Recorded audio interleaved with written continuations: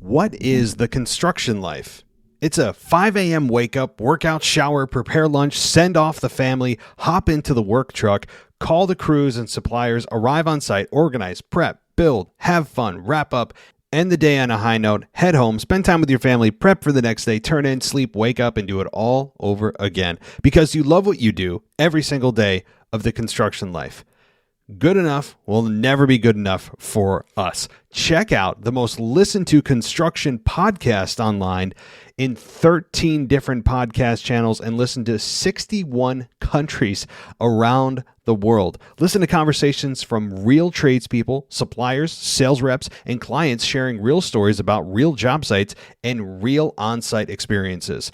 If you are young and getting started in the industry, been in the business for decades, there's always something new to learn, and the guests and hosts of this popular construction podcast will never sugarcoat anything, especially the hard truth about construction. Check out The Construction Life. You can find it really anywhere, but Apple Podcasts is probably your best bet. It's called The Construction Life.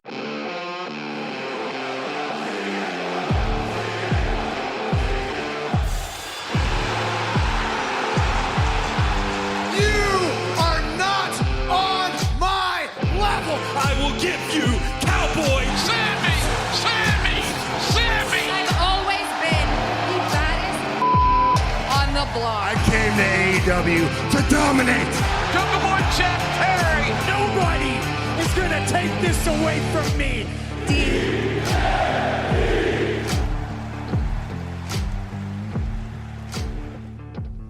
All right, hello everybody, and welcome to this week's AEW Dynamite review show here on the unofficial WWE podcast. It's Thursday, February 17th, 2022. And we've got Ashley Mann here with us because we could not miss the chance to talk about the big news that broke this week. We were just getting into it a little bit, but first, Ashley, how are you doing? I'm doing wonderful. Thank you so much for having me, Mimi. How are you? Oh, I'm great, and I'm excited, and I think we'll probably just, we'll jump into the show, because this was a great Dynamite, I thought, or it had a lot of, you know what, it had a really good audience, let me put it that way. It had a really good crowd.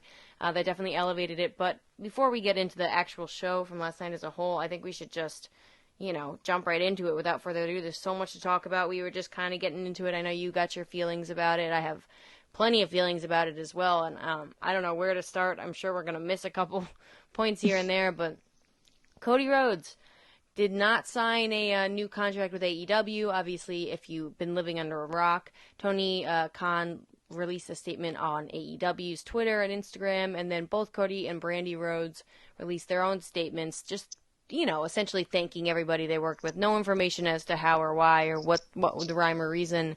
And in the subsequent few days, what has it been, like 2 days? It's been reported that it was financial, disagreements. They just couldn't agree on a financial or a number, I guess, and they also couldn't agree that Cody Rhodes no longer had as much creative control back in 2000. I think it was early 2020. I think it was post Dark Order. Tony Khan kind of took the reins of the creative a little bit, and I think Cody Rhodes didn't like that. So he was leaving a place where he has some creative freedom to a place where he has no creative freedom. I don't know. I don't know if I believe all the reports coming out. I'll believe it when I see it, is what I was just saying. But Ashley, what were your first thoughts when you saw the news? Yeah, like I mentioned to you, I was shocked. When I first saw, a friend of mine had sent me the screenshot of what AEW posted, their statement. That was, of course, signed by Tony Khan. And before I get into that, I don't know if you noticed it, but I found it, I just kind of chuckled when he listed all of his titles, and then the last one was like head of creative or something like that. And then now we're like the report just saying it was, of course, cash, because it always is, right? But then the fact that, like you said, him losing his creative control and like whatever booking power he had and all that. So like kind of seeing that and kind of putting two and two together just kind of made me chuckle a little bit. But yeah, dude, like I'm shocked. I don't know if I was saying it to you or if it was someone else, but like I thought that Cody would be a lifer. Like, and part of me felt like he would have been a lifer, but then part of me thinking back on the whole reason why he left WWE, like it makes perfect sense that he would go back. But just seeing like how passionate he was and how involved he was and not just like on screen, but like probably more so behind the scenes and like all the community stuff he did and all that stuff and like his TV shows and everything. Like he just had so much built into AEW already in the short, almost 3 years that they've been in existence.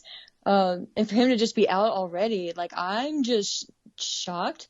But like I said, like part of me kind of gets maybe I'm not gonna say I understand it, but thinking back to it, like I said, the whole reason why he left WWE was because he wasn't viewed as a main event guy, right? He was just that mid-carder, had however many different versions of himself and characters and all that, but he wanted to prove that he was a main eventer. So I guess part of him feels like he did. And if he truly is going back to WWE, I know I'm giving a long-winded answer, but if he does go back to WWE, like they almost have to book him as a main eventer, right? Like I would feel like if he goes back and is anything less, then he's even more foolish for leaving than you may think he is right now.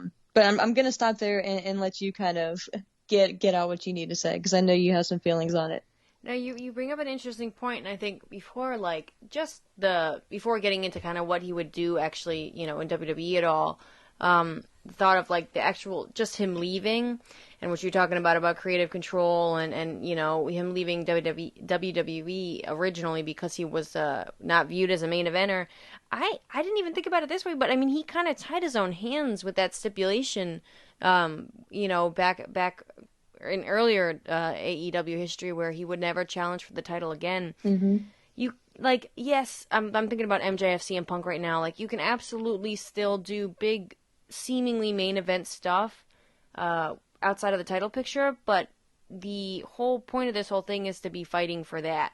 I think it's an ugly belt, you know, my opinion, but like we're all supposed to be fighting for that, right? So when you make it so you can't ever do that, and you know, all power to him, he's stuck by the stipulation, but you kind of are tying your hands as to whether or not you are going to be a main eventer. I felt like he actually, and I'll admit I watched some of that Rhodes to the Top, and yeah, reality shows are all, you know, BS, but from what I gathered, it seemed like he was kind of ready to just, you know, still do important programs, but I feel like he wanted his cake and eat it too. He wanted to be looked at as this guy who's elevating talent and all this stuff, but he also wanted to be considered this big main event player. I don't really know. This is all speculation. Of course, we kind of can't comment on anything with any real knowledge other than what everybody else has seen as well. So I understand the money, going for the money. The difference to me is, and thinking about Shinsuke Nakamura lately, because with the comparison with this is somebody who did all his work,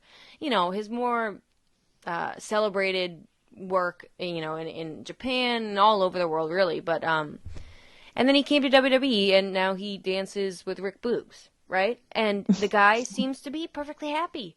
Right? He did the low blow stuff with AJ Styles, and that was about the peak of his career, it felt like, in WWE. Isn't that sad? That's what we remember from that feud, all the low blows. Yeah, I know, right? But what were we gonna expect? Here's two small indie guys. Vince McMahon doesn't care, you know. So it's as much as like we can all geek out about it. Vince McMahon just doesn't care, and so you know, Shinsuke Nakamura. Now, I'm not saying he doesn't care, but the guy loves to surf. He likes to live in Florida. He loves to surf, and he's getting his money, and he's, you know, having fun. He seemingly seems to have fun, you know, at his job. And he's already done all the hard work that he wants to do, you know, career-wise, it seems like. And he's just getting his, like, good for him, right? These people bump for a living, you know? It's painful. It's not good for your body. Get in and get out as quick as you can. So if he's able to do that and do what he loves, kind of, and still enjoy himself and make a good amount of money and be able to do stuff he loves, like surfing, whatever, like, good power to him. To me, Cody Rhodes is not in that spot. I don't know if he thinks he's foolish enough to go try to be CM Punk and change the system. That's one option, right? The other one is maybe he just wants money and he doesn't care at this point. Number 3 could be he just wants to spite people. I really think, for me, my thought process is that I think Cody Rhodes is you know, all good things that come with Cody Rhodes. His ego is ginormous. I really think he thinks he's going to go and change something, or, you know, be any different than another, what is it, cog in the wheel that every other wrestler in that company is. I think he's going to get squashed by Roman Reigns, actually, if anything. So that I guess leads us into WWE stuff as well.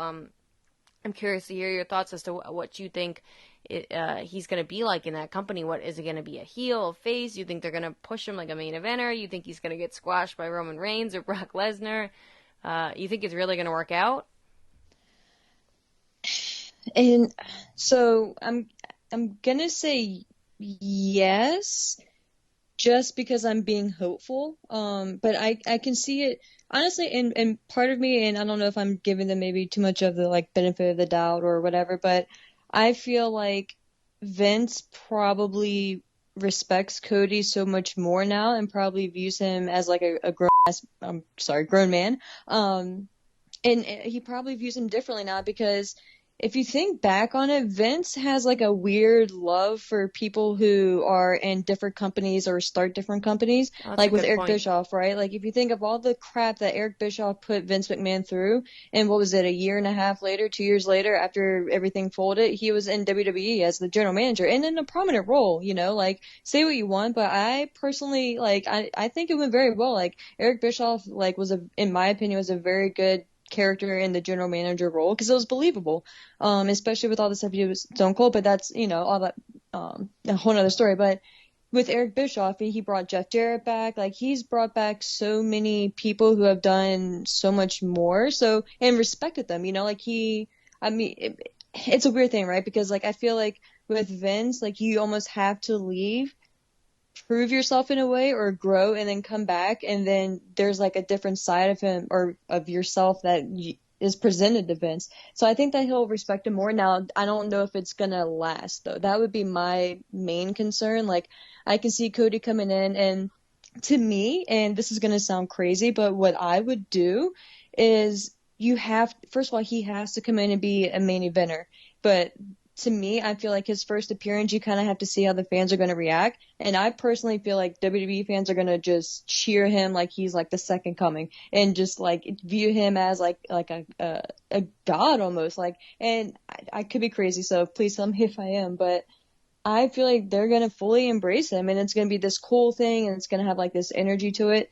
And if I'm right, like you have to capitalize on that. And I feel like with the whole bloodline storyline and everything, you almost have it perfectly because Cody Rhodes has such a strong family lineage. And the first line in Cody's entrance was, wrestling has more than one royal family, right? And so the whole, like we assume and it's intended to go against the McMahons, but you can kind of twist that and use that against the bloodline too, you know? And I just feel like there's so much you can get out of it. Now, I'm not going to sit here and say that he should be the one to beat Roman Reigns and like all hail Cody or anything, but I feel like if you're going to go through all this, and I feel like with the type of businessman Cody probably is at this point, he's not going to literally leave everything that he had at AEW and the spot that he had at AEW and go back for anything less than the main event. But my main concern would be like, okay, like, are they going to really put the title on him? And if not, then what does he do after that? So that would be my main concern with him. But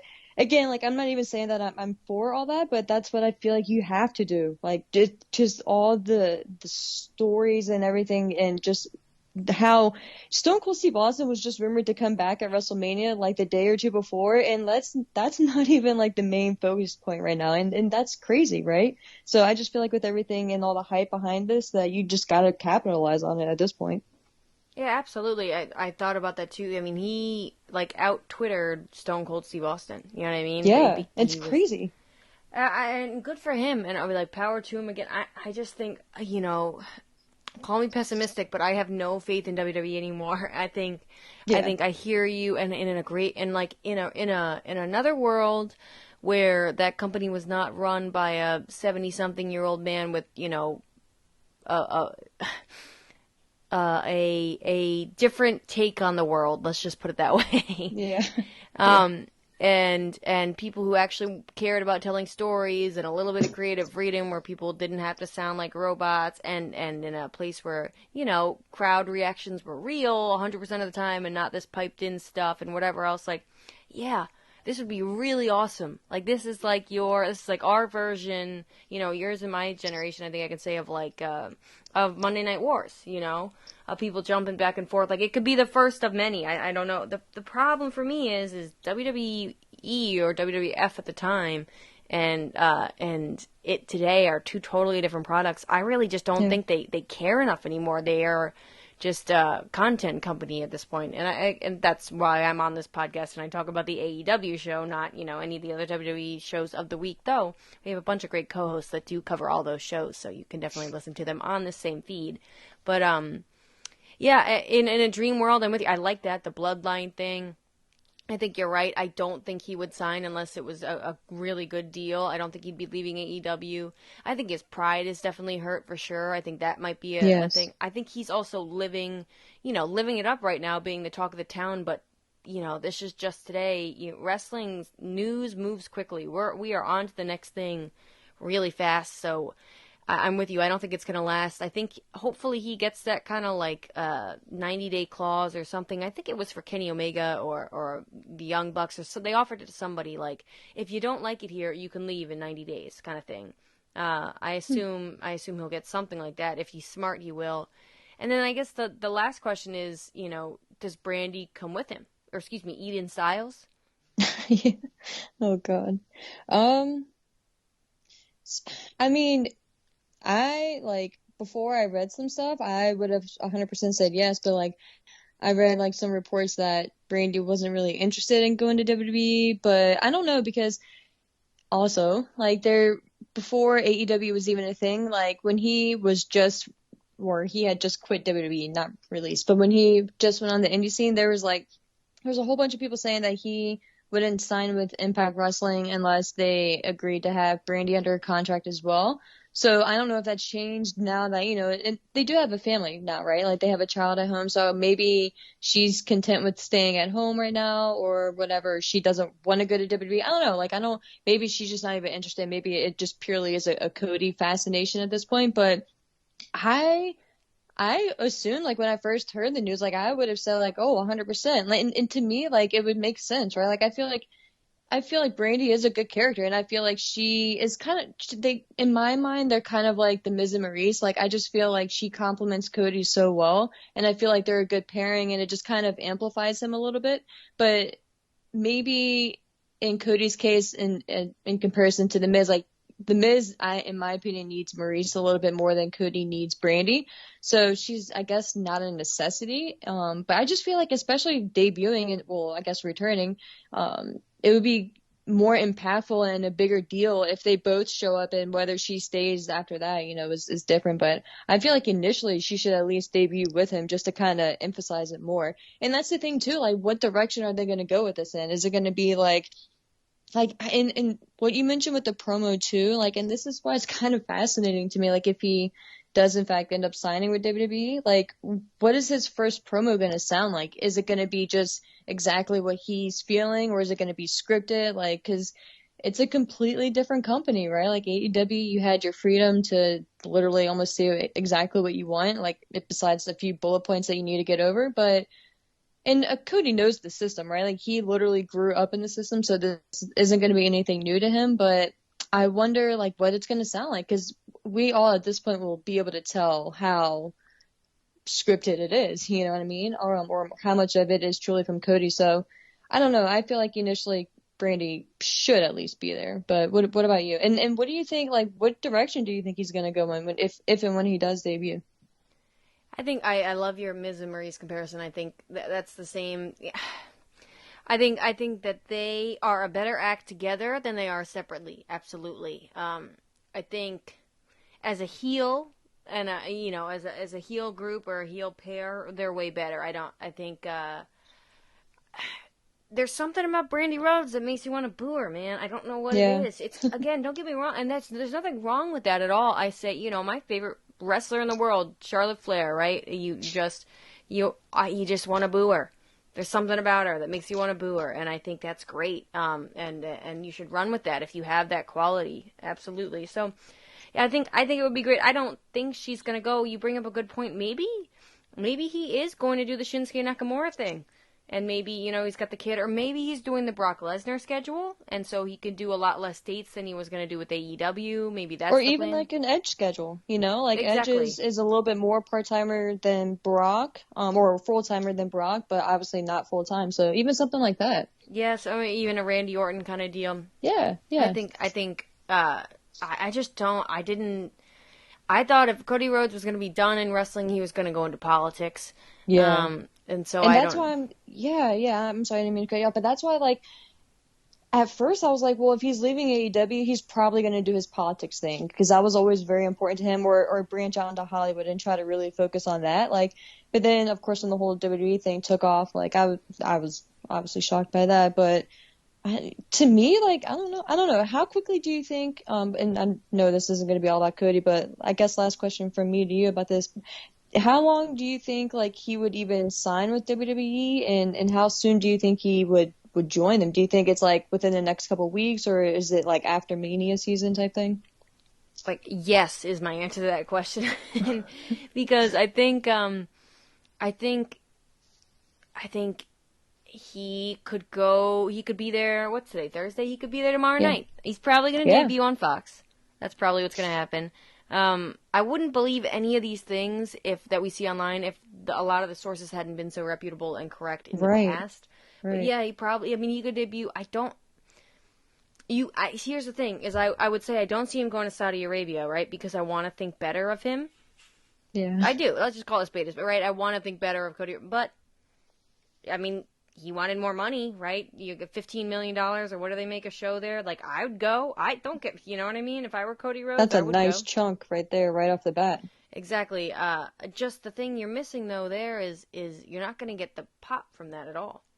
Yeah. Saudi Arabia crowd, I have a feeling is and I could be wrong. There could be, like, AEW fanatics out there, but, like, I have a feeling it's not going to be nearly as familiar with Cody Rhodes. It's like, why is that guy, why is Ted DiBiase's partner, debuting?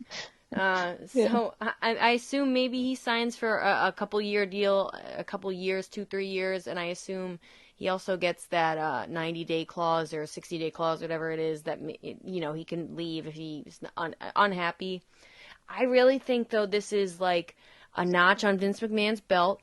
I think he's going to be happy he signed him, and maybe he lasts a year and a half, Cody Rhodes, and, I'm going to maybe they release him in a certain amount of time. Like, I don't put anything past this company at this point, so as exciting as it is for a lot of people and for people who are fans of WWE, I power to you, and this is super awesome, and I'm happy for you too. I just don't. I mean, I'll watch it. I'll give you that. But then, like, how long is this gonna last? Exactly. WWE just does a really good job of making you just feel like another face among a bunch of other faces. Just another bozo on the bus, not special. And so, I guess I don't know. What do you think? I'll throw your questions back at you. What do you think? How long do you think he's gonna sign for? If they don't pump in reactions, Ashley, I feel like he'd get booed. Do you? Like, on his first return? Go think about it. You're an First one, AEW fan, right? You're an AEW WWE fan, which I assume most people who are listening to this podcast are, right? Because you're on the WWE podcast listening to an AEW podcast, so that would make sense. Right. You are an AEW fan. Cody Rhodes is somebody who is a giant factor in creating a new brand for you to be able to watch an alternative to WWE.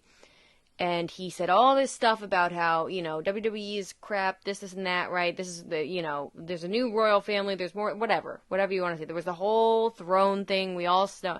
And he's not, I'm not saying he's bashed the people, but the system, right? And now he's back in the system. Completely disregarding anything he said before, right? Because he's not going to change it. Nobody is going to change that system. If the man at the top is still the man at the top, no one's changing that system. Why would I be cheering this guy? He's a hypocrite, right? Or if there's a better word for it. And then if I'm a WWE fan, and I'm like one of these crazy people who, thinks AEW is like Satan's circle, or I don't know what the heck goes on in their guys' heads. But like, if I'm that person, right, I'm going to boo Cody Rhodes because he's from AEW. Like, I just don't see, and then if I am an AEW fan and I'm not mad at Cody Rhodes for leaving, right, I'm with him, good, go get your money, Cody, whatever. He was kind of a you-know-what in AEW before he left, so I'm just going based off what I have, you know?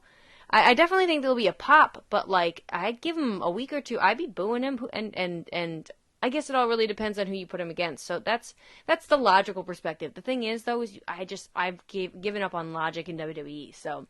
But let me throw it over to you. What are you thinking? And there was something else I wanted to ask you about it. But what are you thinking about timeline for him as well? So I feel like especially with the card, if this was before the Royal Rumble, then my opinion would be completely different. But since we're already past the Rumble, Elimination Chamber is this Saturday? Yeah. So WrestleMania is less than 2 months away. I feel like, and that's the thing, because with how hot the news is now, like, part of me would and that's another thing too. Like, do you like hype up his appearance, like hype up like there's going to be there's a big announcement or a big surprise or whatever, or do you just have it literally be a surprise? So to me, like, it would make sense if like within like the last 3 weeks build to WrestleMania, maybe you have him like show up on like a random Friday night or like the last 2 Fridays.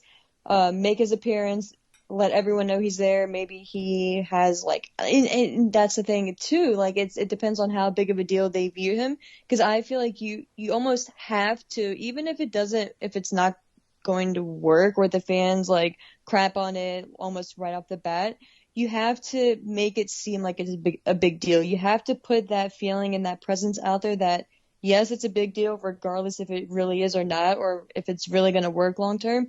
You have to at least put that out there and put that narrative out there and just see how it goes, you know, and milk as much out of it as you can, because obviously he's going to be getting paid millions. This is a huge deal, depending on if he does end up signing. But at this point, you just have to kind of assume that he is. But he was an EVP guy. Like, it wasn't just a main event wrestler. Like, he was an executive in the company. So that's why I feel like you just have to make it a big deal. But I could see them having him show up on, like I said, one of those last 2 Fridays before WrestleMania. And then that way, because I guess early prediction, at this point, I feel like Roman Reigns is going to retain at Mania. So you have him maybe show up on SmackDown, say whatever, and then he can have his return promo.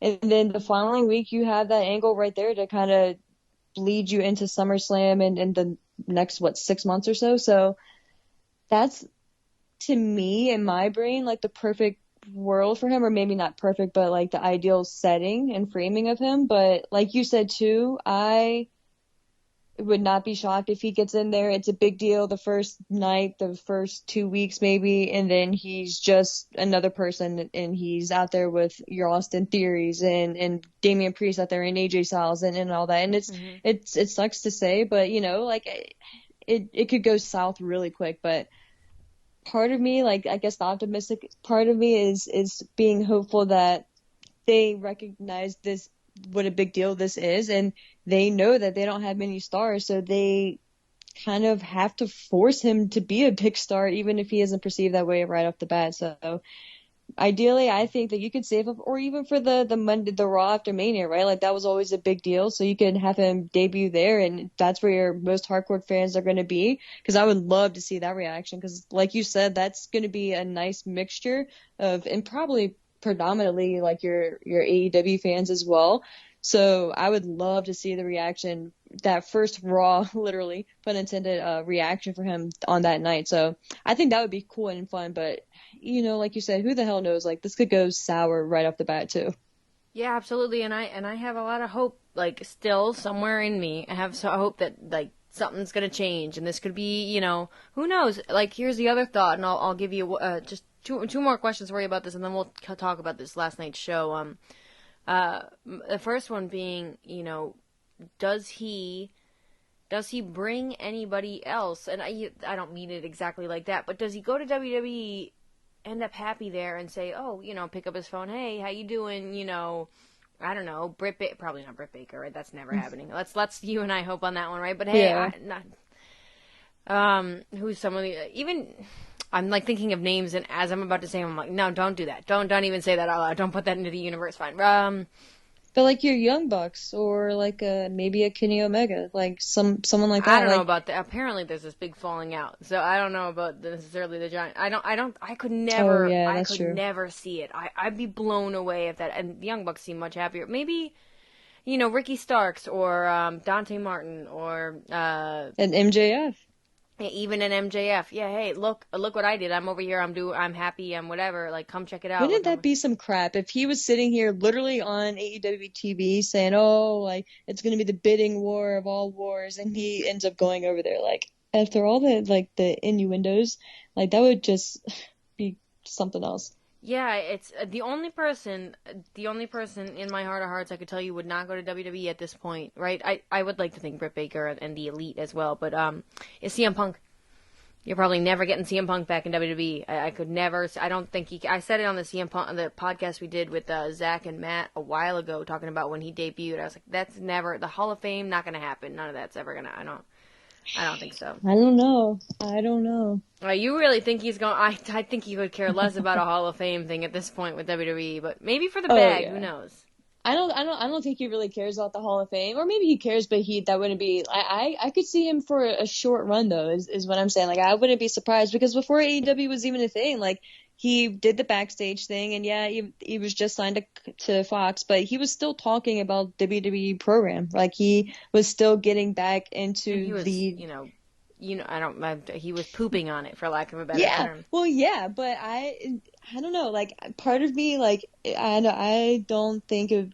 Yes, it would be crazy, but part of me, and maybe I am crazy, but I could see it. I could see, and not like a long run, maybe just like a quick Mania match or something. But I don't know. Listen, Cody Rhodes is supposedly going over to WWE, so you never know. Okay, last question Right. on this, and then we'll move on. But I guess two different questions, but I'll put it. Who would you like to see besides the obvious of the Roman Reigns story, right? Who would you like to see him face, and or who do you think is going to be his first opponent? Ooh, I haven't even, oddly enough, put much thought into it. Besides the Roman Reigns thing, Because there's no other stars and that's on that the program thing besides too. Roman Reigns. That's the thing too. It's like, who does he really go against? I mean, of course, like wrestling match wise, like you'd love to see like your AJ Styles and even I could see him feuding with Seth Rollins after a Roman Reigns type. Because I feel like obviously he can play off of the Mox references and stuff like that and the history there, but and that's the thing. Maybe it's like they have fired so many people. Like if this was a year ago, it'd be a completely different story. But now he's very limited, and that's another reason why too. Like it's a very odd decision, and his feelings must have been hurt very badly for him to leave all of that and even like contemplate going back to WWE because like it's as optimistic as I am trying to be. Like after 6-8 months, like who is he going to feud against? Because they don't, like you said, like they don't care to build stars. They rely on your part-time regulars. But I will not sit here and say that I can picture a match between Cody Rhodes and Brock Lesnar. Like I can't picture that. I don't even know what they would be fighting over. Like I don't even know if I don't know. Like I may be like mildly intrigued, but it's just who do you really have? And, like it's not going to be Goldberg.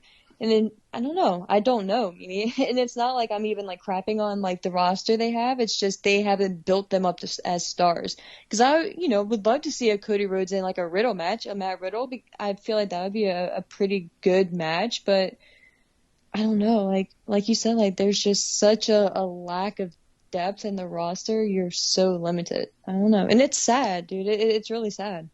Yeah, absolutely. You think about the people like your Roman Reigns, Brock Lesnar. I'd watch that match, but only to see if it's a squash match. Goldberg, of course. Exactly. Cody Rhodes versus Goldberg, Saudi Arabia. Next Saudi Arabia pay-per-view. I'm calling it. Oh gosh. I think you hit the nail on the head. I think it's going to be Seth Rollins. I assume he comes before WrestleMania because WWE plans for WrestleMania and then they just see what happens after that, right? I think you get Seth Rollins at WrestleMania. If Kevin Owens is supposed to wrestle Stone Cold, if 2022 is what it is somehow, some way, right? Gosh. And Stone Cold is supposed to wrestle Kevin Owens, and I assume we get Seth Rollins versus Cody Rhodes, and they scrap whatever. Even if Kevin Owens is not supposed to wrestle Stone Cold, I assume we still get Seth Rollins versus Cody Rhodes at WrestleMania. The other match, and you know what? Call me crazy. I'm a Miz apologist. I don't care about the match, right? I don't. It's like, it's going to be as interesting to me as like a Damian Priest versus Cody Rhodes match. I don't care, right? But like, I want to see Cody Rhodes versus The Miz. I do. I think The Miz is a lot better than people give him credit for. I think he's a hard worker. He's had to put up with a lot of stuff, and he does the best. The Miz works with what he's got, you know, whether that be creatively or just athletically or all that stuff. And then, you know, I don't. I'm sorry, Zach. I don't care about NXT 2.0, but Tommaso Ciampa versus Cody Rhodes would be another awesome match. I think. I don't think we're ever going to see it, but you want to throw it back to the Wednesday Night Wars. Other than that, I mean, I'm not a what's his name? Oh, I can't remember his name. Pete Dunne. It's not for me. He's also like my age, which scares me. But Pete Dunne's not for me. Oh wow.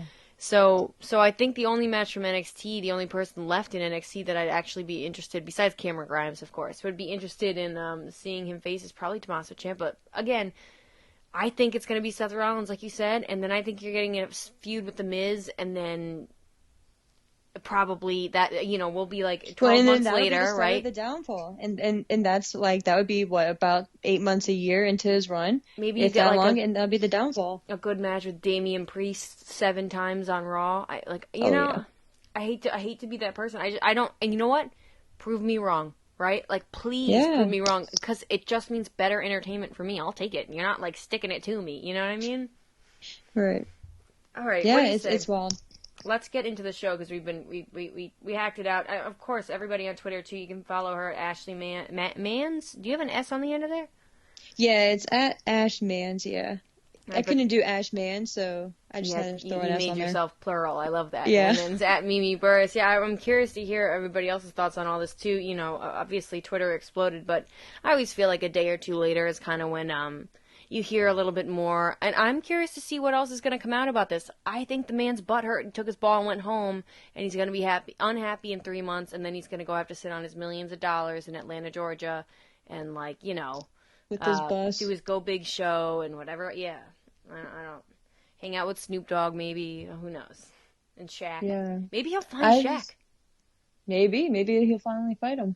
I don't feel like he's gonna be happy long term. Like that's, and I hate to say that, and I hope I'm terribly wrong with that, but I feel like this was like a knee jerk reaction, and I don't know. Like, yes, like you said, kudos to him. Like, get your money due. Like, get it while you can, but.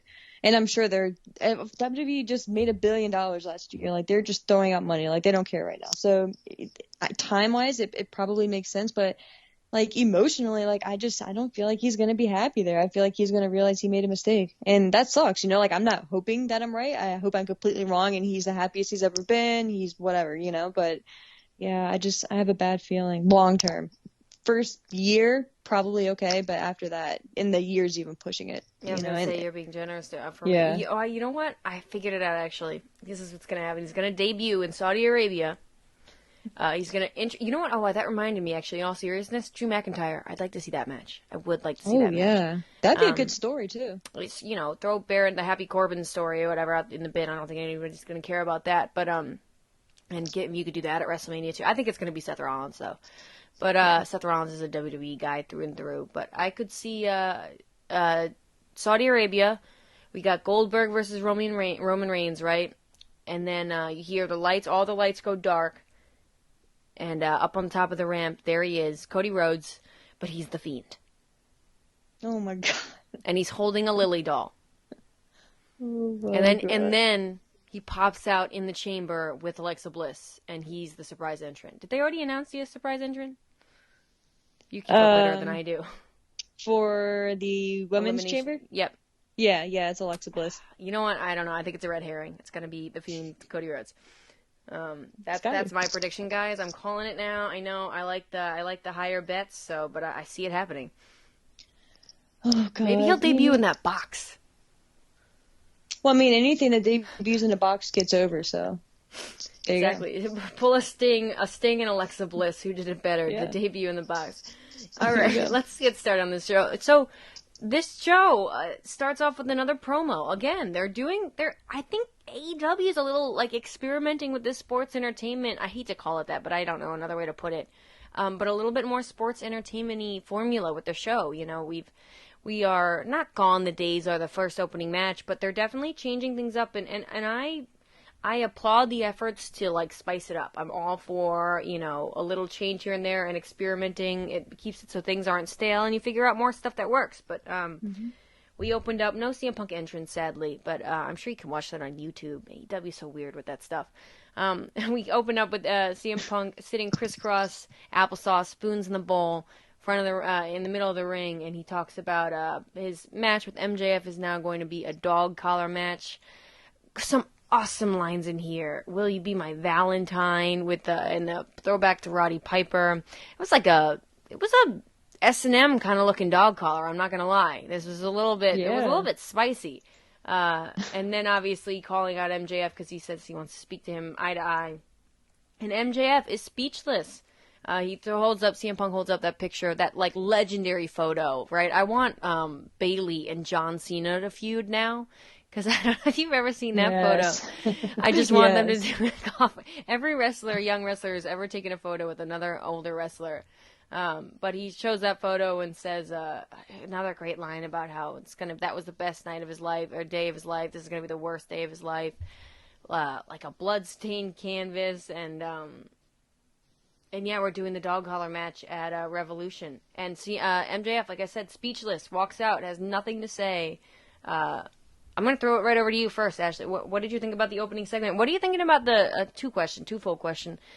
Am I wrong about this little sports entertainment-y lately? Like, we're changing up the script. I love it.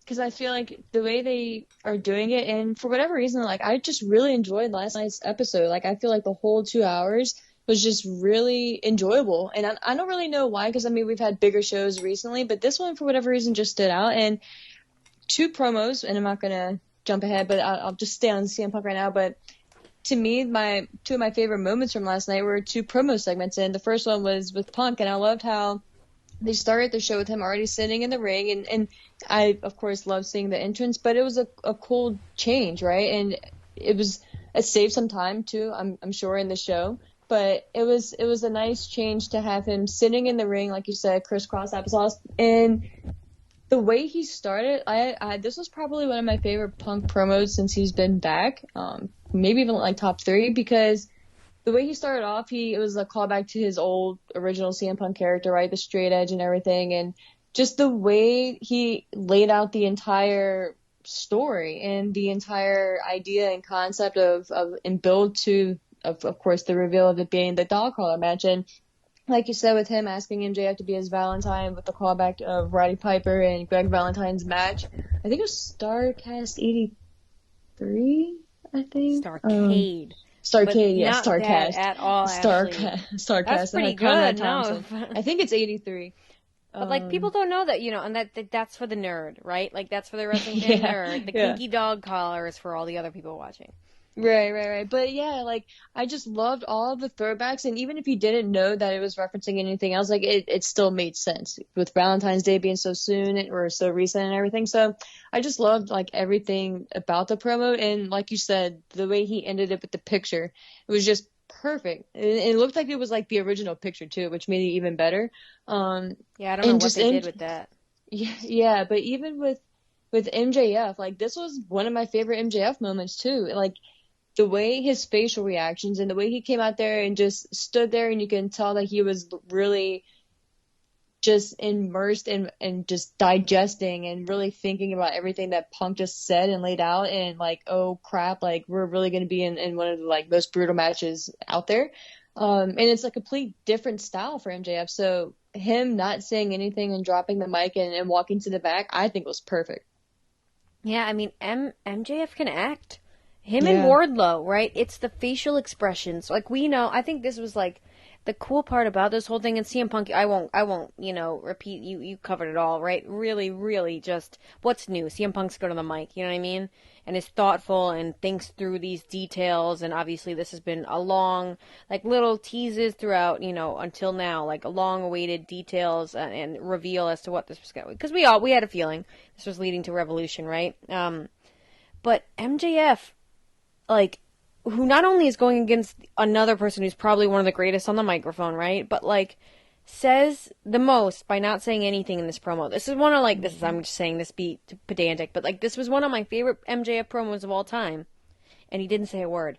It had so much more impact. I thought it was such a, like, AEW does this thing where, like, you and I could sit on the, over microphones and talk about, for, like, 2 hours, dream booking something. And AEW will come up with, like, we'll give option A, B, C, D, E, F, G, H, I, and then they'll come up with option J. Like, I hope I did the alphabet right there, but nobody fact checked me. She said Starcast, so. Yeah, exactly. But, like, AEW does this, like, I would have expected MJF to, maybe Wardlow comes out and hits him, or I don't know, right? But, like, MJF to not say a word, like, what a powerful choice, and I really thought put over, like, the danger of this match, because realistically, to me, I think it's kind of silly.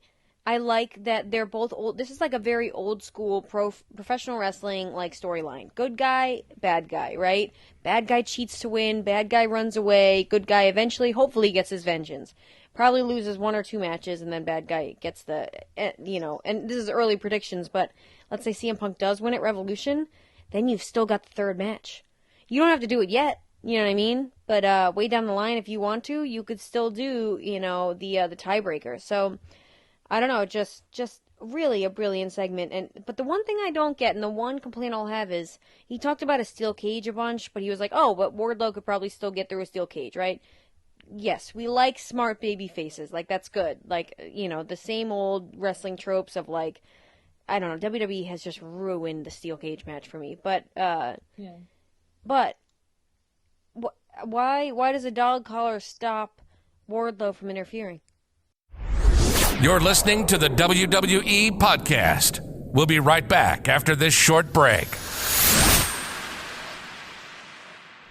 What is the construction life? It's a 5 a.m. wake up, workout, shower, prepare lunch, send off the family, hop into the work truck, call the crews and suppliers, arrive on site, organize, prep, build, have fun, wrap up, end the day on a high note, head home, spend time with your family, prep for the next day, turn in, sleep, wake up, and do it all over again. Because you love what you do every single day of the construction life. Good enough will never be good enough for us. Check out the most listened to construction podcast online in 13 different podcast channels and listen to 61 countries around the world. Listen to conversations from real tradespeople, suppliers, sales reps, and clients sharing real stories about real job sites and real on-site experiences.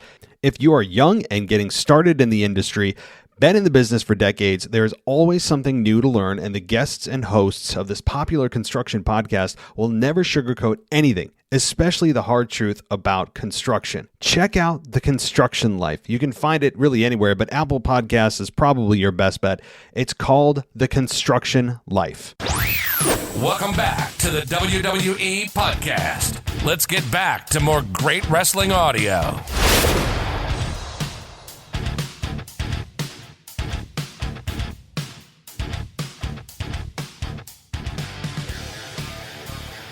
Right, I mean, Wardlow can still physically, if anything, it's obviously easier to get the Punk. He can still go right to Punk and do whatever, and he can take the collar off of MJF at any time, Yeah.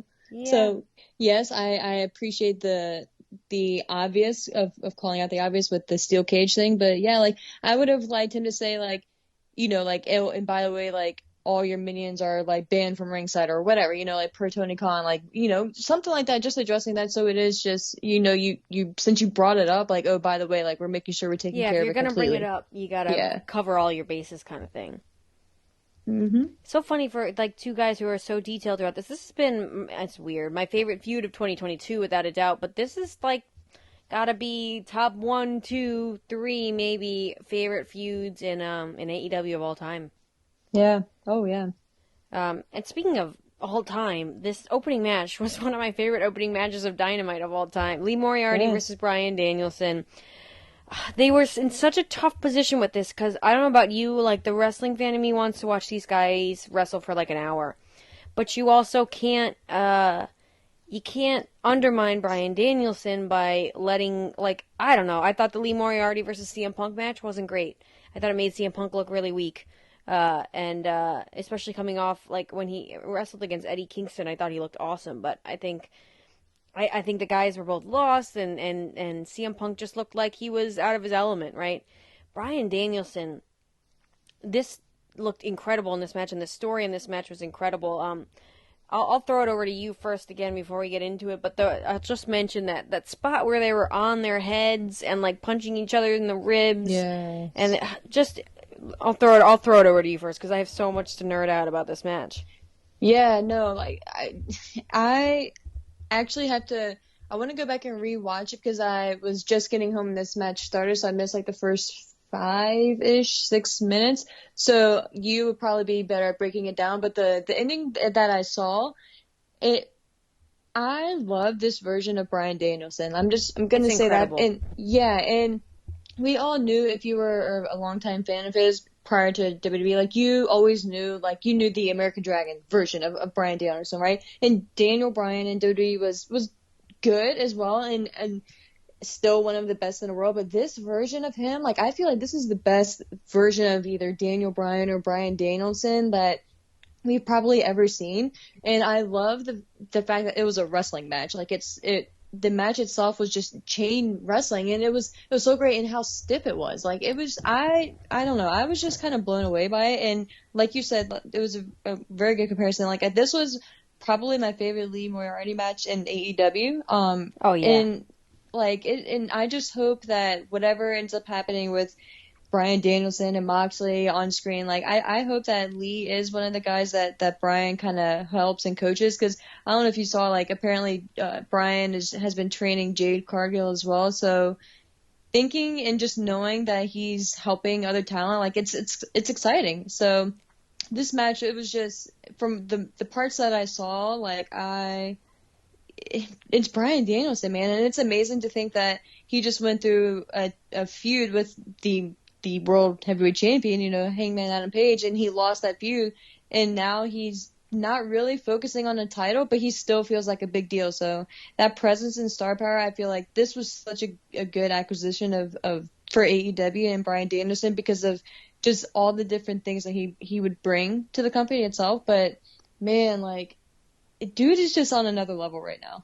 Yeah, I'm 100% in agreement. I think this is the best run of his career. And starting off with that, I'll be a little biased, but that 30-minute Grand Slam match, right? That was incredible with Kenny Omega. But there was a spot in this match where Lee Moriarty's ankles were on the rope, similar to like a draping DDT kind of thing. But like it looked a lot the way Bryan Danielson is such a good professional wrestler. You can't even articulate how he's such a good professional wrestler. I don't know how else to put it. Almost that. doesn't make sense, like how good he is. It's so hard to put into words, Yeah. but it's a feeling you get. Like, because this man, right, like, let's see. Bryan Danielson is, I think he's 40-something, right? Probably. Yeah, I'm supposed to. 44 is my guess. How old is he? He's 40 years old. Okay. And he's 5'10", right? So, realistically, the guy is 4 inches taller than me. He's, like, not a big dude in wrestling standards, right?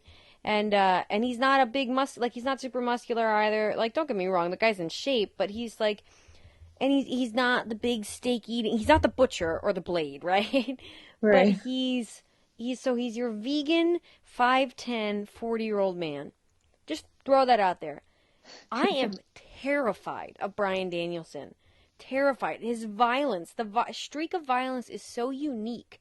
It's not like this, not to throw him under the bus, but like it's not surface level like Lance Archer. Like, I'm gonna hit you with stuff. Like, no, it's like I'm a big guy who's gonna throw you off stuff. It's not even necessarily like intricate. It's just, I can't even think of the word, harsh, brutal. Like it's just in your face, smash mouth, but also really beautiful and poetic all at the same time.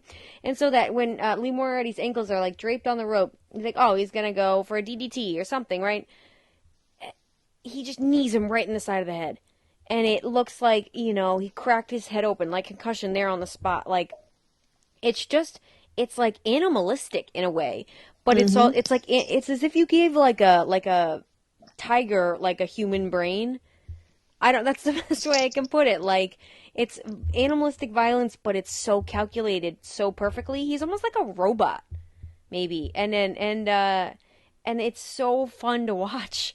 Like you said, I think this is the best run of his career, and we'll get into the post-match part, but the part where so you missed the spot, you have to go back and watch this, they're on their heads. I won't spoil it for you, but they're both on like a headstand thing, but their legs are intertwined, and they're like punching each other. I can't explain it. It's one of the most incredible spots, and it all feels so organic. Like, that's no pun intended with Bryan Danielson. But it's just something about the way that this guy, he just has such a knack for this.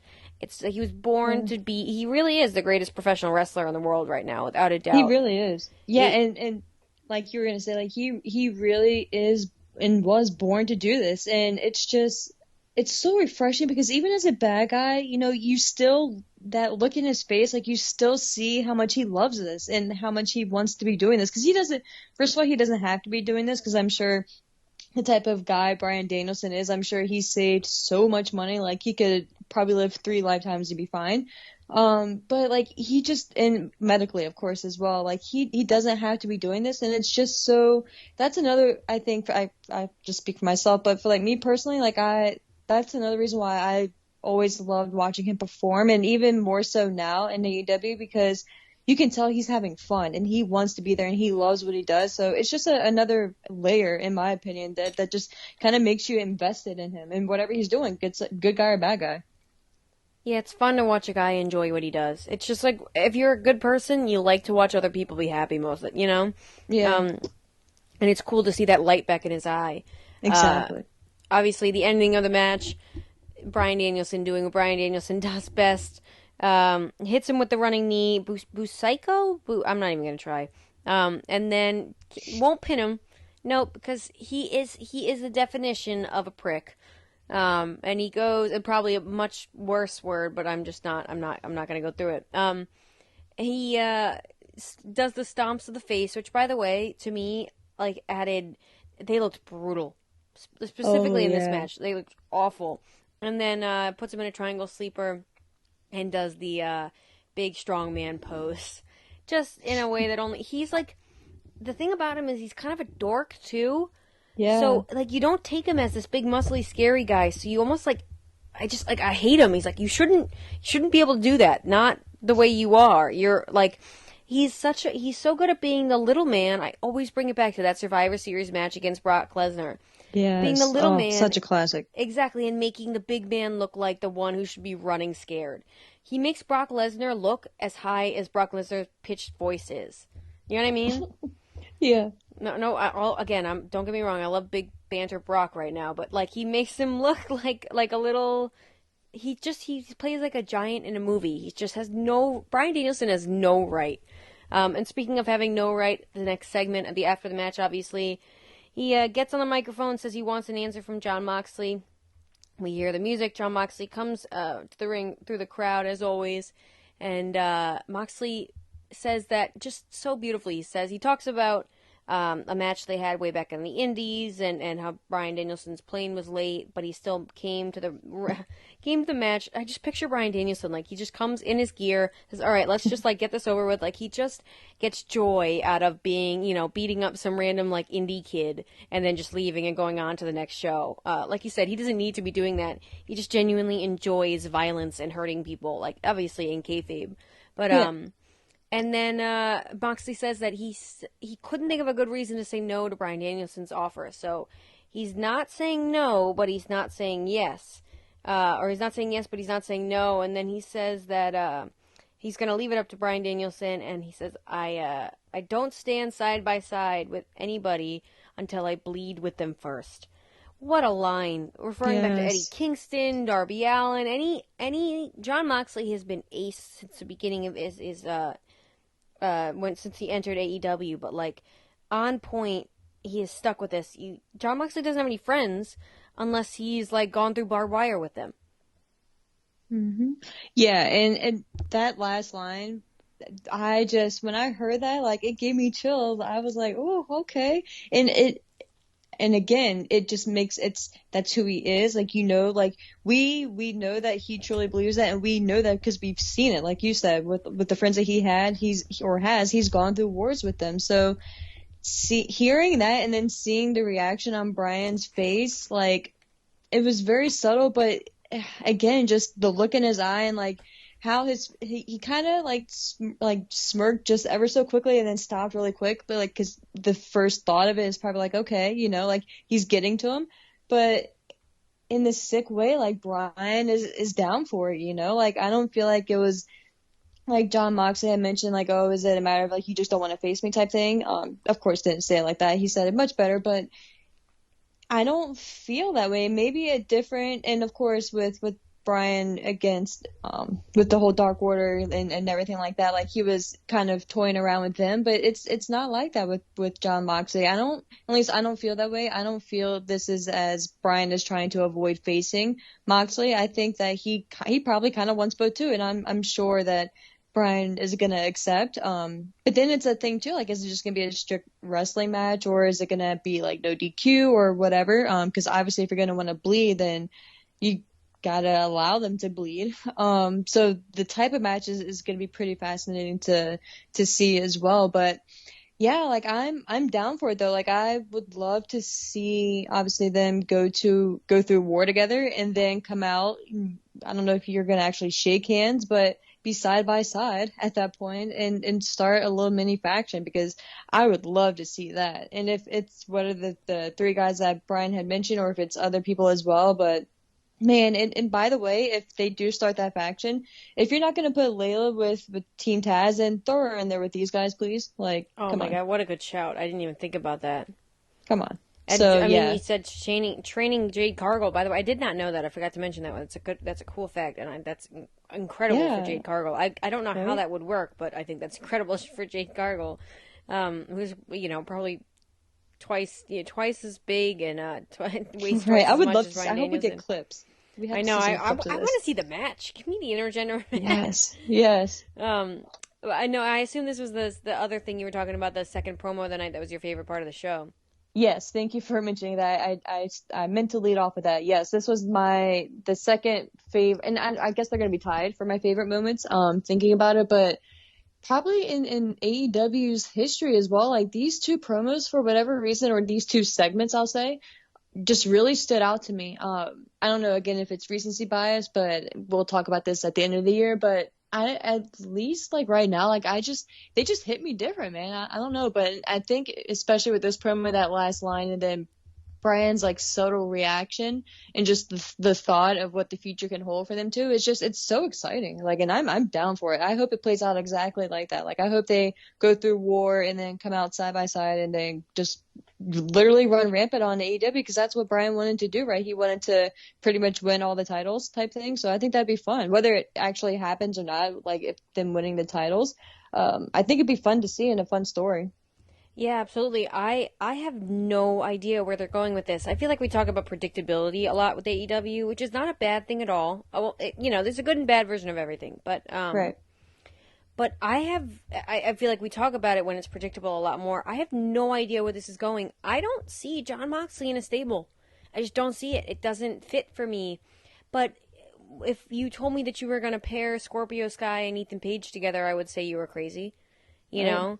So I don't know what I'm talking about. I don't know until I've seen it. And I have all the faith in the world that they know what they're doing with this. And I hope they take their sorry time.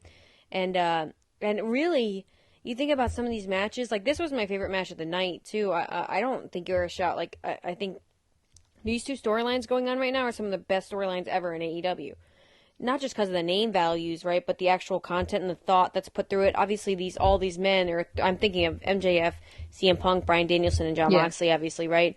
3 out of 4 men have been in this business a long enough time to really have knowledge as to having all the details for not just a match to put a match together, but like the story beats to put all that together, and the foresight, without necessarily having like, and I love him, don't get me wrong, but like the Kenny Omega New Japan style where he's not as his version of storytelling doesn't fit as well for an episodic television show. You think about the Hangman Right. Page story was great, but if you think about it beat by beat, like not everything was awesome. You know, Bryan Danielson is an incredible TV wrestler, and then what was the other one I was saying? Cody Rhodes. Cody Rhodes is going to Cody Rhodes. You know, Chris Jericho probably in a similar vein. You don't really get that with these guys. These guys just love the actual art of it, ego aside. We CM Punk and MJF may be a little bit different, but definitely Bryan Danielson and Jon Moxley. So I'm excited. I don't see it as stable, but I'm definitely for it. And honestly, like if they put Daniel Garcia versus Bryan Danielson on Revolution, I'd pay money to watch that match. So the fact that we're getting Jon Moxley versus Bryan Danielson possibly at Revolution, this card is this. I think that's probably why maybe you enjoyed it so much. And I don't mean to put words in your mouth, but it shaped up the Revolution card. I got I'm ready to pay them double. You know, don't Yes. quote me on that because you know. No, while you're it's 100% tight, right. while it's tight, Yeah, but yeah, no, you're 100% right. Like I may have a little bit of bias too, so that's, call me out if I overhype something, but yeah, like I just feel like this card, my bias aside, I just feel like this card is shaping up to be stacked, and this is, I don't want to downplay, but this is just Revolution, like they normally try to like hype up like All Out and like Double or Nothing, so, and that was, quick question for you, not to get off too much on the tangent, but what would you view, and I don't know if I've asked you, so forgive me, but what would you say their like big show is, like their version of WrestleMania? Would you say it's Double or Nothing or All Out? that's a good question. Because to me, like, it would be boiled down to those two, unless you think it's one of the others, but to me, it would be one of those. Probably All Out if they were to have any. But Yeah. at the same time, then they have all this casino crap. But then, like, just stick it at Double. To me, Double or Nothing is like the version, I think of like Royal Rumble. Okay. And then I think, maybe All Out WrestleMania. But I honestly feel like, it's funny you said, I look at them kind of all very similarly. I don't look at them as one bigger, like, I look at all four on a fairly even playing field. Again, well, here's a good question for you, or here's a good answer, right? Where do they want to put the Kenny Omega Hangman Page match originally to end? It was All Out, wasn't it? Mm. And then obviously Hangman Page's congratulations, obviously, but him and his partner had a baby and all that, so it ended up being on Full Gear. Yeah. So that to me says All Out might be is what they view as the biggest show, but at the same time, I don't know. I think there's an argument to be made for any four, but there's also the argument to be made that they're all the same. I haven't really thought about that. What would you say? And I'm torn because Double or Nothing was their first pay-per-view, so And it was their first show back too. Right. So said. if we're going off of like history like that, it would make sense. But All Out is like the sequel to All In, which is it's what called started All the Out company. too, right? Right, right, and like they always like, and to me, I kind of look like the events leading up to it too. Like with All Out, they always focused on like having like the fan fests and like the big like having it like a whole like destination weekend type thing. But they're starting to try to do that now. Like they kind of are doing that with Revolution as well. Like they're doing something on Saturday. Like a little fan fest thing. So I think they're maybe starting to like just build up the pay-per-views they're still pay-per-views. But yeah, like I don't know. Like that's why I was kind of curious because like part of me wants to lean more towards All Out, but you can definitely make an argument for a Double or Nothing. But to me, I'm kind of like intrigued as well, like that they haven't really positioned any one above the other. So that's kind of interesting to me as well. But that was just kind of a thought that I wanted to get your insight on. No, I'm hopefully one day we'll be able to go to one of those shows. I still, all WWE, negativity aside, I want to go to a Royal Rumble. It's on my bucket list. I've seen the Money in the Bank. I don't care about WrestleMania. WrestleMania actually looks miserable to me. To be out there and like, especially when they go to these hot places, like no thank you. But like, I want to go to a Royal Rumble. Specifically, I'd like it to go if I could go to one that's inside. But that's just neither here nor there. But I definitely, I've been to a Dynamite and a Rampage, obviously. I've been to the Dynamite and the Rampage, if I may say so myself. Yeah. But you did. I would like to be able to go to a pay-per-view. And if I were going to choose it's funny enough, though, if I were going to choose a pay-per-view to be able to go to, it would probably be Double or Nothing. I like the vibe of that, maybe because I like gambling a little too much, but like, I just like the whole feeling of it. It's almost like I like the journey more than the destination, and Double or Nothing feels a little bit more like it's still on the journey, and All Out to me feels a little bit more like the destination. Then again, they're going to be right next door next week to me, and I can't go to the show. So I'm going to be able to hear it, and I still can't go to the show. So one day, though, we'll see. Yes. All right, speaking of Revolution now, speaking of shaping up the card to Revolution more so, Max Caster versus Wardlow. I was a little, before we get into the match, I don't know, I thought this week of all, like, I understand he's a little bit more, Tony Khan's helicopter parented him a little bit with this stuff, but I was expecting a little bit more from Max Caster. Were you not? Am I the only one?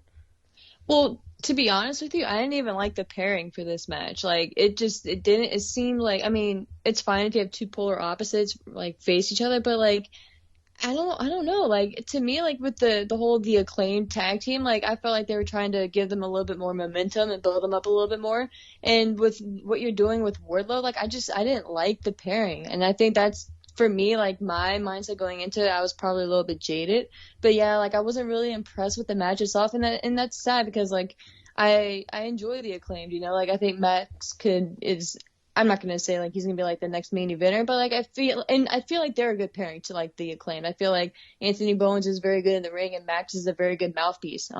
But yeah, like I just didn't like the pairing to begin with, and it just wasn't really clicking. Yeah, I wonder why Max Caster got a chance too and Anthony Bowen didn't. If we were a tag team, Ashley, and you got a chance and I didn't, even if it was against Wardlow, I'd still probably be pretty angry. Yeah, as you should. And it was a chance to face for the title, so it's a big deal, you know. And Anthony was just not there, happy as can be. Total side note too. Remind me, I have to ask you something about this whole Revolution qualifying match, but nevertheless, about the actual match itself. It seems like, you know, with this match and the one he had against the Blade too, it seems like they're trying to make these matches go a little bit longer, maybe change things up a little bit. You know, this one went through a picture-in-picture break, and then we came back, and, you know, obviously Wardlow ended up, you know, the Powerbomb Symphony.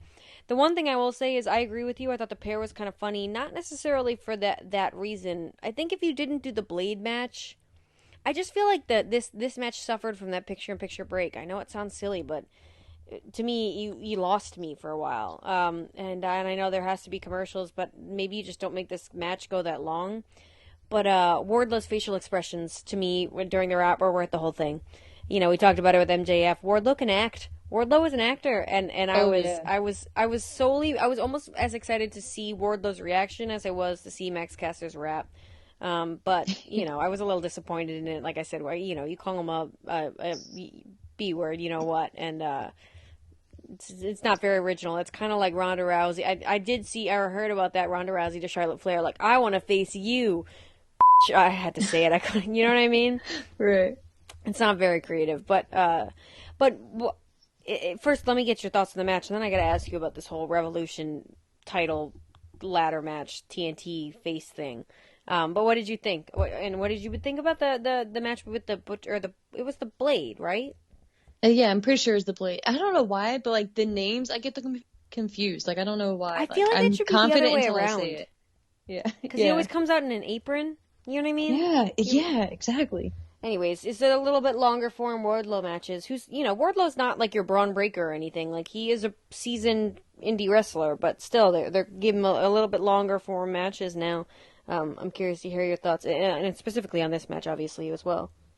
Yeah, I'm happy he is getting a little bit longer matches because obviously, like, if you're going to have him fight for a title, and that eventually at some point the idea should be that he's going to be a main event guy. I know we're probably a few years still off from that, but you still want to frame him as like a big deal, especially with the kind of run that he's on right now.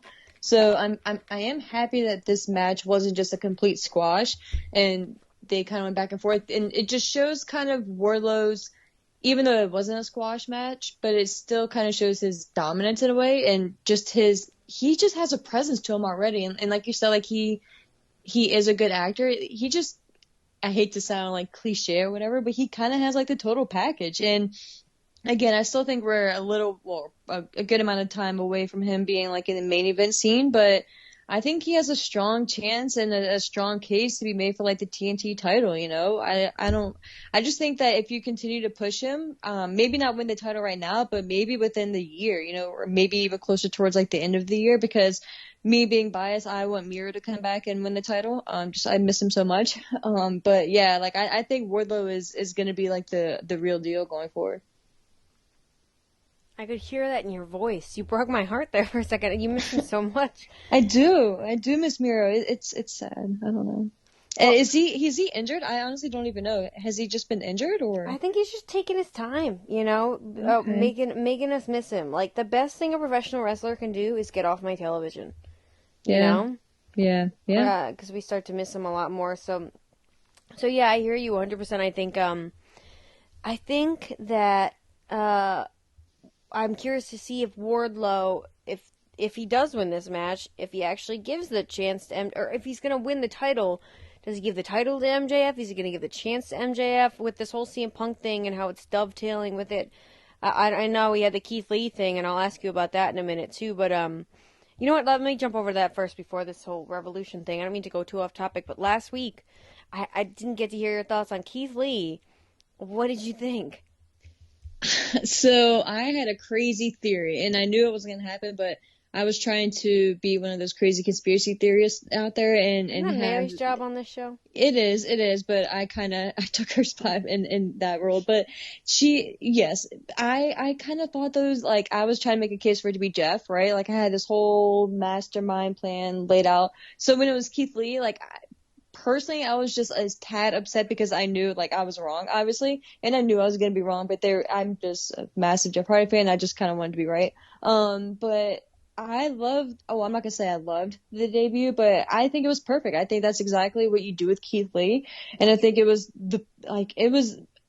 hate to say it, but it was pretty much perfect. Like, your Isaiah Cassidy lineup was the perfect opponent, and Isaiah deserves just dinner from Keith Lee for like a month straight, with everything that he did. And Mark Quinn for that matter, but more so Isaiah. But I loved the presentation. I loved the entrance. I loved the look of Keith Lee, that it looked like the Keith Lee that we all knew and started to love in NXT.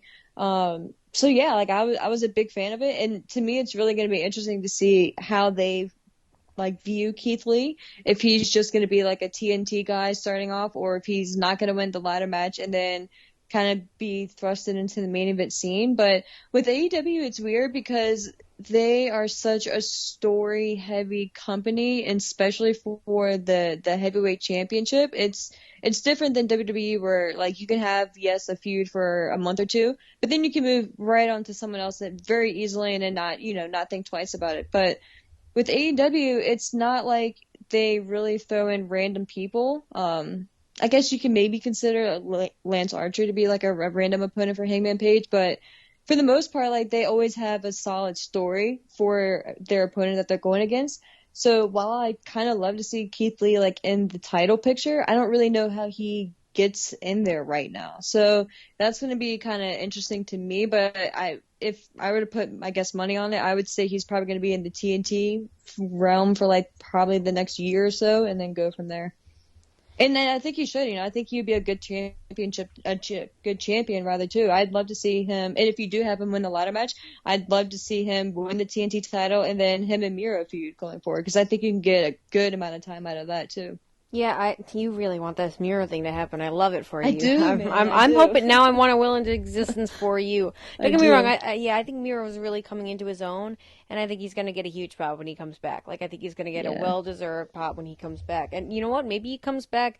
I want him to come back with Lana, with CJ Perry, whatever her name is. I need a little different flavor from Miro this time, and I want to see a little bit more of like the charisma. Miro's got like some, this whole God thing is incredible, but like, what if we did like not to totally side topic here, but like, not Jekyll and Hyde, but just like, he's like silly, funny Miro, like weird, he's like weird, funny Miro, and then like, you mess with him and he flips a switch. It's kind of similar to what he was in the beginning as the best man, but just better. Kind of what they're trying to do with Damian Priest, if you're like, you're a WWE fan, like the good and bad side, like it's just one thing that'll set him off. Don't shoot ever compare Miro, my thoughts, my booking plans for Miro, to can Damian Priest coexist with himself storyline? No, I'm talking about like we remember when he had that thing with Kip Sabian, when he snapped on Kip Sabian back in like the locker room and he threw him into the wall. Like the beatdown was just brutal when he finally got like his hands on Kip Sabian. That's why Kip is still out, right? Exactly. Yes. Storyline, like, yeah, that's but, like, insane to think about. He was so like funny and laughy and giggly, whatever. Like not giggly. Miro doesn't giggle, but like, exactly. but like he was very like casual, whatever, fun, and, like, loving a fun-going guy. And then he just snapped into this violent guy all of a sudden. Like it was the intention all along, so it wasn't like something set him off. But, like, he's just got, like, he's 0 to 100, black or white, nothing in between. Like, I want that Miro. And then I want him to bring his wife and God. Bring God to AEW. That's the new Forbidden Door debut. But, it would be because God is technically with WWE, right? Like, God made his debut in WWE in a match. So we never got an official release. So he was never featured endeavored. So that would be a Forbidden Door entrant. And honestly, God is 0-1. Yeah, he's gotta redeem himself. He needs exactly. You know what they call? Miro is the redeemer. So there he is. I mean, that's long. See, there it goes. People say there's no long-term storyboarding anymore. There it is. Exactly. If you are looking for hire, Tony, we're here. We're available. Just saying. All right, before we move on to the next segment, I have to get your thoughts. I don't care if we skip something at some point, but I have to get your thoughts. Like, what's the deal with this Sonic Ring ladder match? When Tony Nese and his lovely little knees can come into AEW and just be like, I want a TNT Championship match. All I got to do is punch Sammy Guevara in the head. But then they need to have this ladder. Like where's Darby Allin on the rankings? Did we look that up? Like, why do they need to go through this ladder match? Why can't they just do what everybody else is doing, which seems to be nothing, and get a TNT Championship match? It seems a little excessive, doesn't it?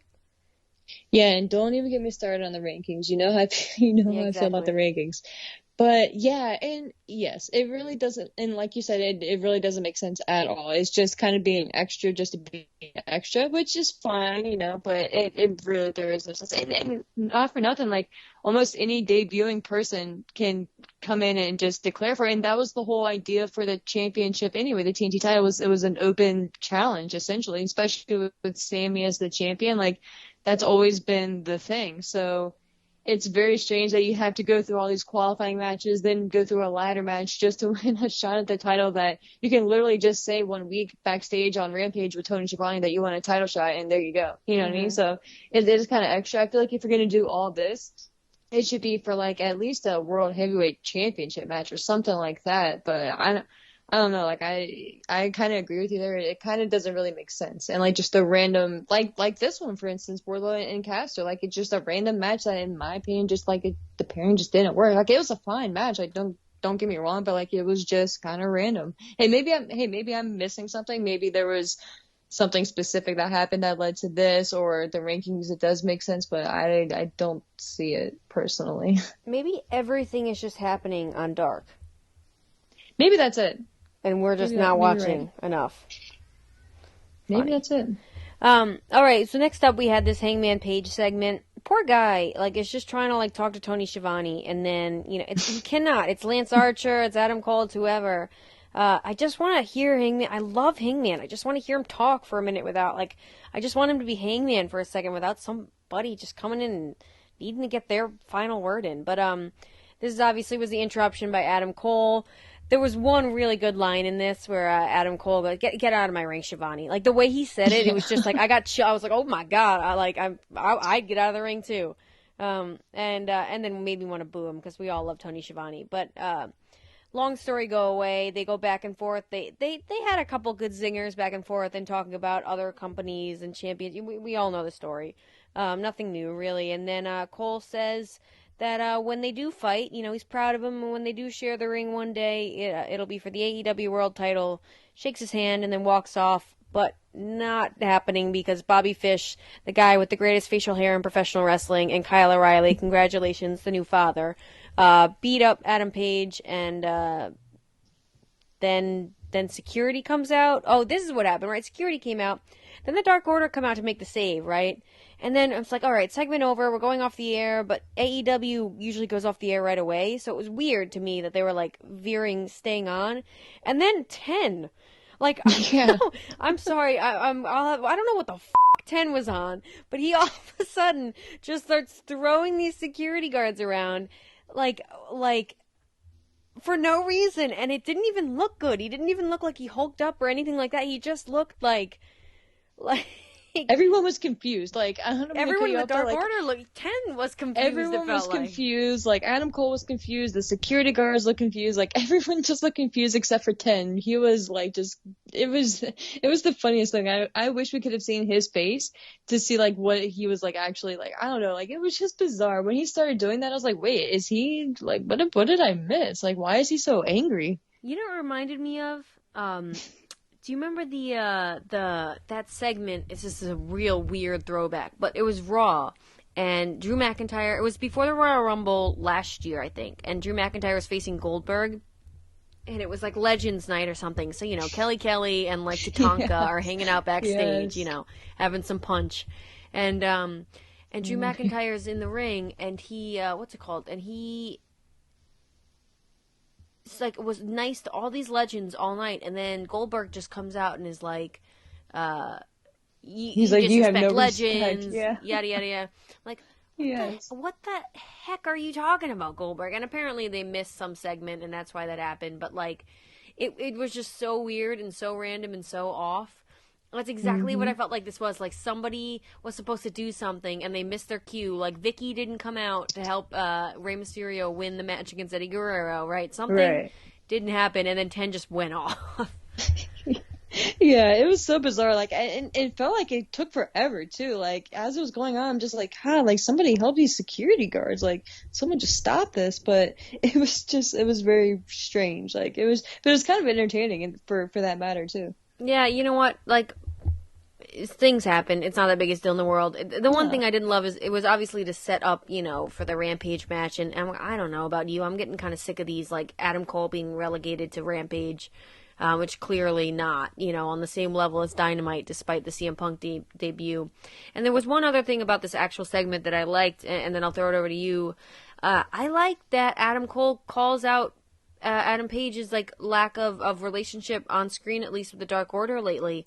First of all, just because we haven't necessarily seen them doesn't mean that they're not there. But like, I didn't necessarily love that he called him out, but I loved Adam Page's response and like, I'm not perfect.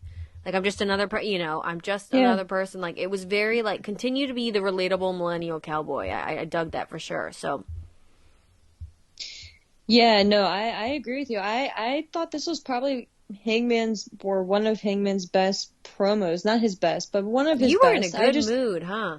I really was. It was promo night for me, man. Like, I just really enjoyed it. I think that he just really showed, and I think maybe because it was a little bit more real, and like it was actually stuff that he, like actually like it was history, right? It was real life history that they went through and called back on, so that was probably a little bit easier. But it was just something about this segment. I think, of course, Adam Cole, like I'm a big Adam Cole fan, so I think he probably was the one that's like steered it and was in more control of the whole segment. But the thing that I was really kind of perplexed by though was like, we're sitting here and Cole is saying like you said, like, oh, Hangman is a bad like tenure with friendships or whatever, and like he always ends up dropping them or whatever. But like literally like a couple minutes later, the Dark Order comes out and saves him. So, and like pretty quickly too. So I don't know, like to me, like it would have made more sense if like no one came out to help him, because that was the whole focus, was Hangman has no friends because he kind of drops them. And he did address it, but him addressing it was saying like, like you said, he's not perfect, which makes sense and it's totally relatable. But like his friends literally just came out to help him. So he does have friends. So I don't know, like if you do have friends, like wouldn't you just stand up for yourself and be like, yo, no, like we are still friends? Or I don't know, like that was just kind of like, I think while 10 was beating up the security guards, I was kind of thinking about that, like why are y'all even out here? Like, wait a minute, like what's going on? Clearly, yeah, Ken like, just had to get something off his chest, maybe man. so. Like, hey, we all have those days. I get it. If I could do that, then I would too sometimes. But I don't know. Like, I still like the segment though, and I still like that we're actually finally setting up a match, and we have an idea of what to like actually look forward to.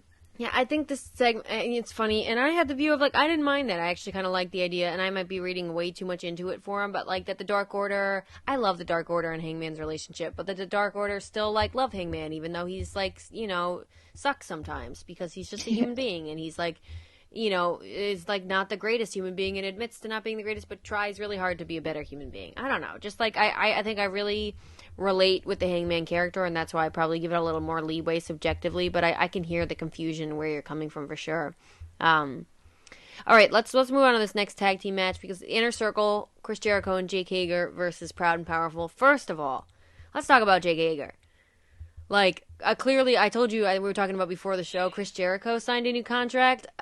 Jake Hager is looking to sign a new contract, clearly, because the guy looks, like, I don't know if he's fighting in the UFC soon or something, but he looks like a different human being than the last time we saw him on television.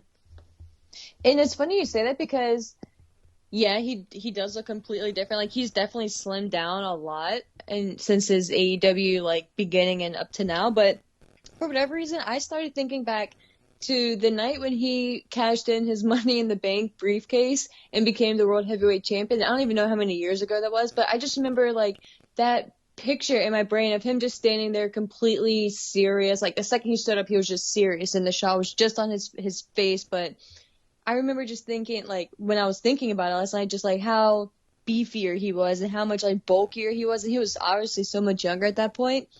And like you said, like, he just looks amazing last night. And just, for whatever reason, it's weird, like, how wrestlers lately have been looking so much better in their later years than their earlier years. So, maybe that's just me, but now I say all that, but at the same token, like, I think he's, like, and I hate to say this, I don't mean it in a negative way, like, no offense, Jake Hager to the human being, but he's, like, useless in AEW. Like, what's his point? Like, what is he even there for? Like, the random tag match, like, I don't know why I feel so strongly about it, but every single time we get on this pod, it's like me and Matt Hardy, but it's like violent with you and Jake Hager.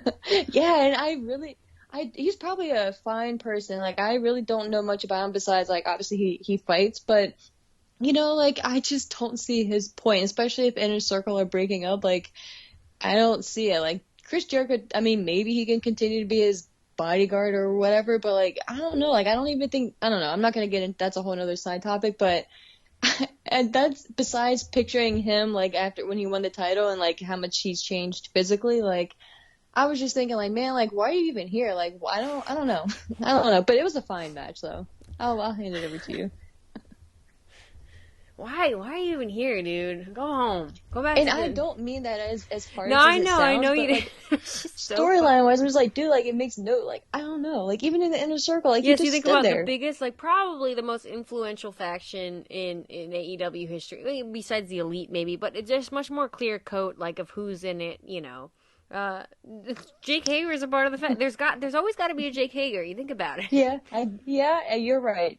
You're right, and he filled the role. He does. He fills the role great. To me, he and Luchasaurus kind of have a similar vibe, except Luchasaurus is 10 times better, but, like, and Luchasaurus can wrestle much better, and Luchasaurus is a dinosaur, but, like, I don't know, like, I forgot to mention the interview before, Luchasaurus just goes, you know, growls in threesomes, like, that was great, and apparently Jungle Boy is just, like, I don't know, Anna Jay, Jungle Boy, and whoever else that's going on. Okay.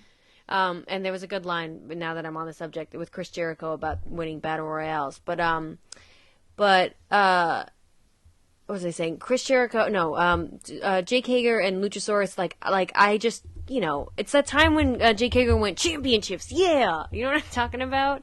Yeah, that was good. Yeah. Like, that's all I need him for. He's had his moments. Like, I don't hate him. Yeah, I hear you 100%. You know, like, to me, that's what I need him for, and just to be that villain role. And you know what? He plays the part. I don't think he's making Chris Jericho money. I don't think he should be making Chris Jericho money. Imagine if Jake Hager's contract was bigger than Cody Rhodes, and that's why Cody Rhodes left AEW. That would be. Oh my god. But the match itself, Honestly, I don't know about you. I don't feel like I'm just like not the Proud and Powerful have like not been showing me much lately in the last couple tag team matches. I don't know if this is a storyline. The best part of this whole thing was the pop that Eddie Kingston got before the match started. Obviously, when he returned.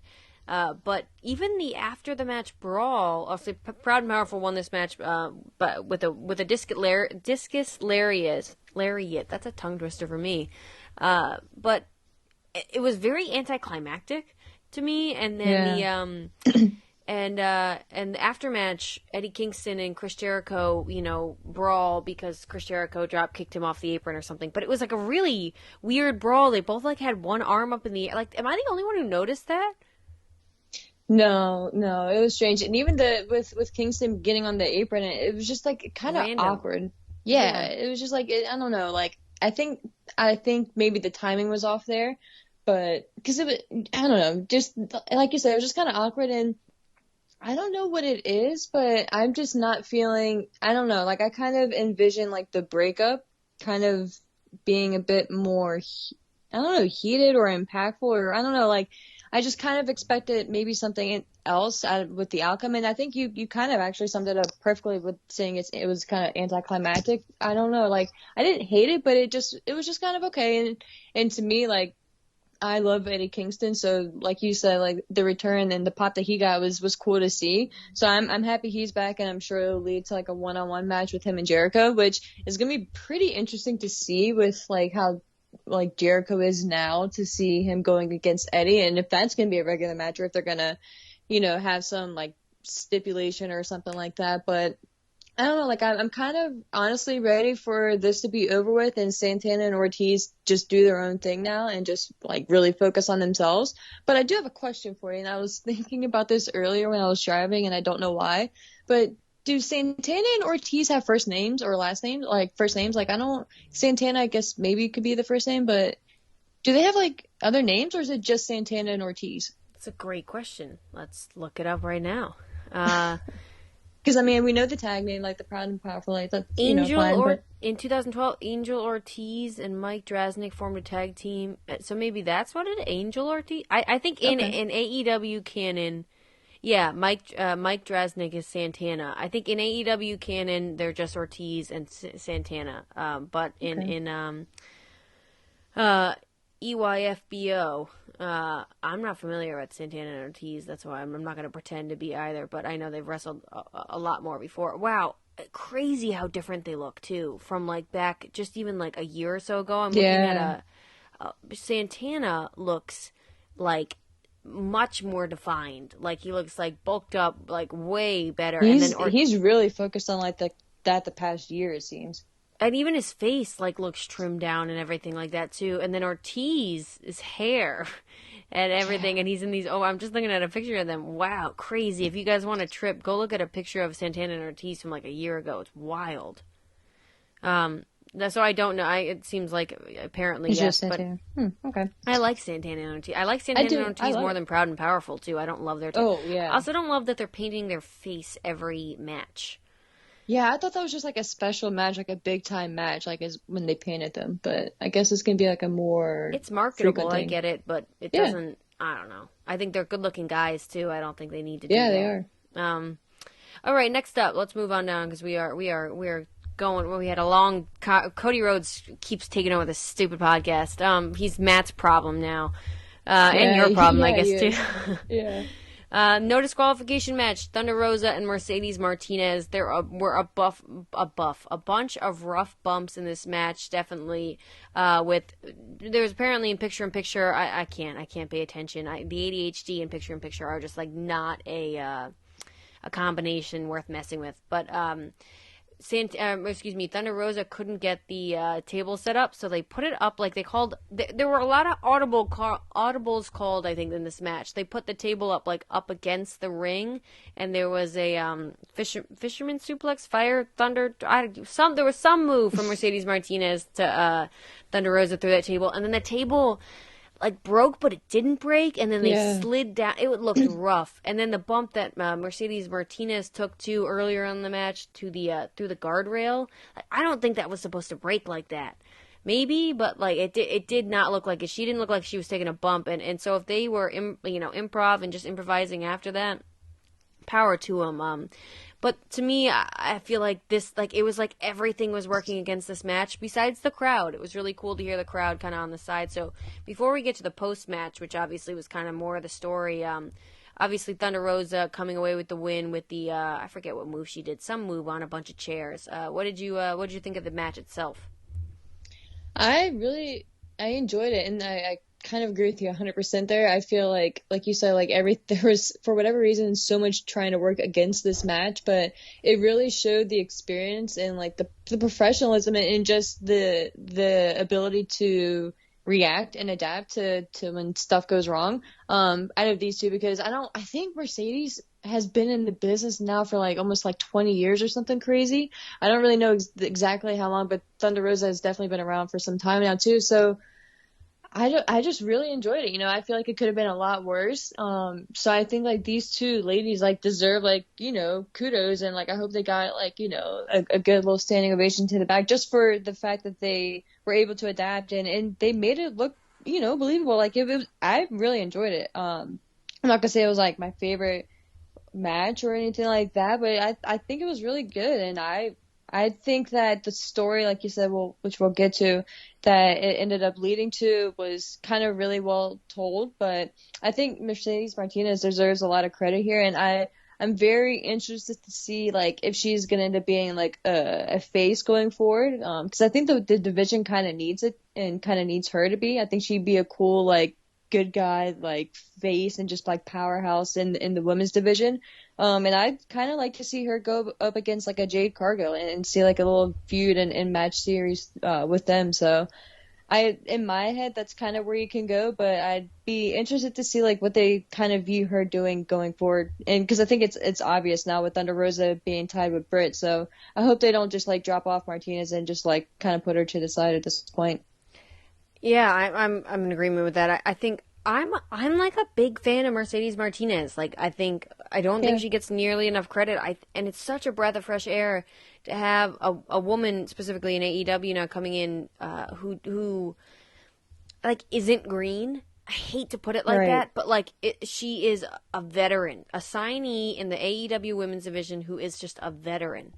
And you could clearly see in this match, like I said, I think this match could have been way better than it was, but I still think those buffs, I keep doing that, those bumps look rough, and that the peaks of this match and the crowd being so behind it, like, made up for any missteps, and just being a fan enough to know that these ladies were probably having to improvise, like, made it all the more fun for me specifically. I don't know about how anybody else would feel, but yeah, I think Mercedes Martinez is underrated as a hand in AEW to have. At the very least, if she's not, going to be a big on-screen role, which I don't think she's ever. I just don't think that's her part. I don't think that was ever meant to be her part, which is nothing wrong. Maybe she has a run. Give her a run with the TNT title. Give me a match, Mercedes Martinez versus Serena Deeb. I want to see it so badly, but I also just want to see her, or hope to see that she like works with a bunch of the younger ladies on Dark, and the ladies who are greener, and just helps them figure out like the fundamentals, because I think a lot of these ladies seem to know how to do the big spots, except Penelope Ford with that moonsault with the table and the knee and I can't. But it's the fundamentals, and it's the getting from one spot to the other, and it's the linking stuff together, and it's the being able to call stuff on the fly when things don't go right? Like that Mercedes Martinez is definitely going to be able to have a big impact on for a lot of these ladies, I think. Because I think Thunder Rosa, absolutely, to me, is I wouldn't call Thunder Rosa green at all, but I would say that I don't think she has doesn't have the same ability, it seems, to carry a lot of other of the newer ladies, at least the smaller ladies, because she definitely carried Jade Cargill in that match a lot better than and some others have. But I just think Mercedes Martinez is going to be such an integral part that we're not going to see. Someone like a Christian Cage, you know what I mean? It's just really going to be able to help a lot of these ladies. And you know what? Good. Like, thank God Tony Khan's finally spending some more money on this women's division to improve it from behind the scenes as well. So, for sure. All right, main event time. Oh, no, not main event time. After the match, we had, obviously, Britt Baker come down. There was this whole Cobra Kai thing. Do you watch the show? No, and I had no idea who he was, so I don't know. I didn't know until I got on Twitter. With the best celebrity cameo has still been Giannis Antetokounmpo. Yeah. He was like He's just so so fired up about that Ray Phoenix match. Like you yes. can't fake that enthusiasm. No, he made you have fun watching him have fun. Exactly. Yeah, I mean it's memorable. Well, of course, besides Shaq, but we don't know where he is still. So Yeah, he's still missing. basketball players and Giannis better watch out because apparently Exactly. it's not not a good history. But so we'll just move on past that. Good for them though. I say get your continue to do your thing with pop culture. As long as some of this was a little bit cringy, but Yeah. Britt Baker's not an actress, and and we love her on this, but she's not an actress. And so she comes out with Rebel and Jamie Hayter. And long story go away, gives the pipe to Mercedes Martinez to beat up Thunder Rosa, obviously because she didn't get the job done. Mercedes Martinez hesitates because there's a show of respect after the match between Rosa and Mercedes Martinez, and they end up just beating her up too. I was gonna say it's a lot of names. I keep getting all my names mixed up. Oh my gosh, Jamie Hayter. Jamie Hayter just is like not about it. She's already annoyed with Mercedes Martinez, so she beats her up. Britt Baker beats up Thunder Rosa, and we are setting up for assumingly Rosa versus Baker at Revolution. I hope so. Like, I feel like it's time. You took the words right out of my mouth. It is time. Like, but do you think it's just going to be a regular match, or do you think it should be? Yeah, I think you can do that for sure. I think so too. And early prediction: do you think Britt retains, or do you think this is Rosa's time? That's such a tough question because it feels like it's time to switch the belt, right? It feels like it might be time for a lot of people. And then you've got our issue, or at least I'll speak for myself, the deep-seated love that I have for Britt Baker. Like, I never wanted her to lose the title. But I also am curious to know, I think if you take the title off Baker, she's such a character that she could still do other feuds outside of the title picture, but then you fear that maybe it becomes a Hangman situation where it seems like it's a little bit second priority, the title. But then you've got and then you've got the TBS title now with Jade Cargill. Like, I just don't want to see Britt Baker fade into obscurity if she doesn't have the title. I doubt that would happen. But I actually feel like Thunder Rosa or Jade Cargill would fade into obscurity, and I think Britt Baker would outshine them. So, you know what? My early prediction is they keep the title on Baker, and it's a heartbreaker, and it's a wonderful heartbreaker. What are you thinking? Ooh, my heart wants it to be Baker, right? But you think they're going to do the switch? Yeah, I feel like they're going to, because I feel like I feel like it's time. As much as I hate to say it, like you were mentioning, I feel like it is time, and I would kind of like to see Dr. Britt Baker like as a character without the title, because we've known her as the champion for so long now. Like, I would like to see her character develop without kind of being harnessed as the champion. Like I would like to see her in other feuds and just kind of grow as a character. As weird as that sounds, but I don't know. Like, I feel like it's okay with someone like her for her to lose this match right now, because how long has she even had the title now? It's been a good amount of time.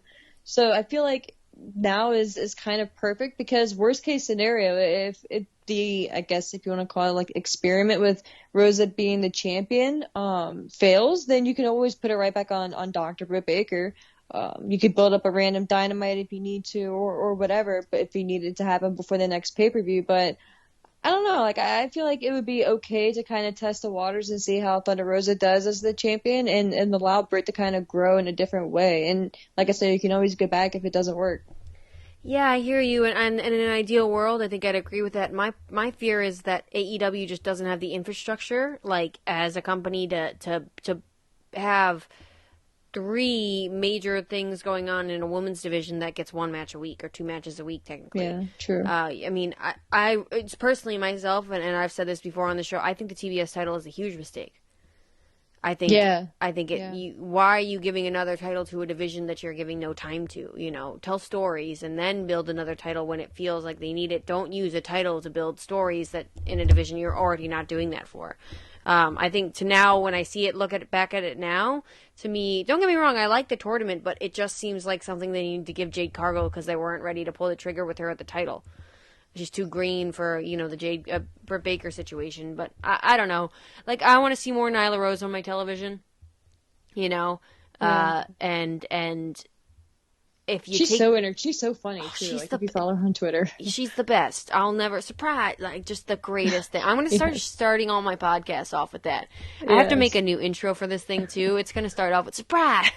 Yes. So, I don't know. I think you're right. I think the other thing, though, too, is if Britt Baker wins at Revolution, then you've got 1-1, and you could do the third match, and you could step it up again. But technically, the match didn't count. Yeah, don't get me started on that. So... All right, let me channel my inner Mark Henry, and it's time for our main event. TNT Championship match, Sammy Guevara, Darby Allin. This was a ripper for sure. I mean, this was exactly what you kind of figured with these two guys who are just... There was a moment where Sammy Guevara looked into the camera and said, "I'm crazy," and I was like, you know what, you are, you lunatic. And then I also thought, Sammy Guevara has a really small tongue. Might have been I'm sure that's not what he's going for. Exactly, but there's some really cool spots in this match. There was a Spanish Fly, obviously the story of... Sammy Guevara tweaking the knee before that, and some really cool technical offense back and forth in the beginning too, and Darby Allin attacking the knee as well. Sammy Guevara selling it better than he has in the past, so I'll give him that. But that insane corkscrew, whatever it was on the apron, that bump, the cutter from the suicide dive. These two guys never fail, and then the ending was what it was. But before we get into the post-match, let me just ask you about the match itself. What did you think?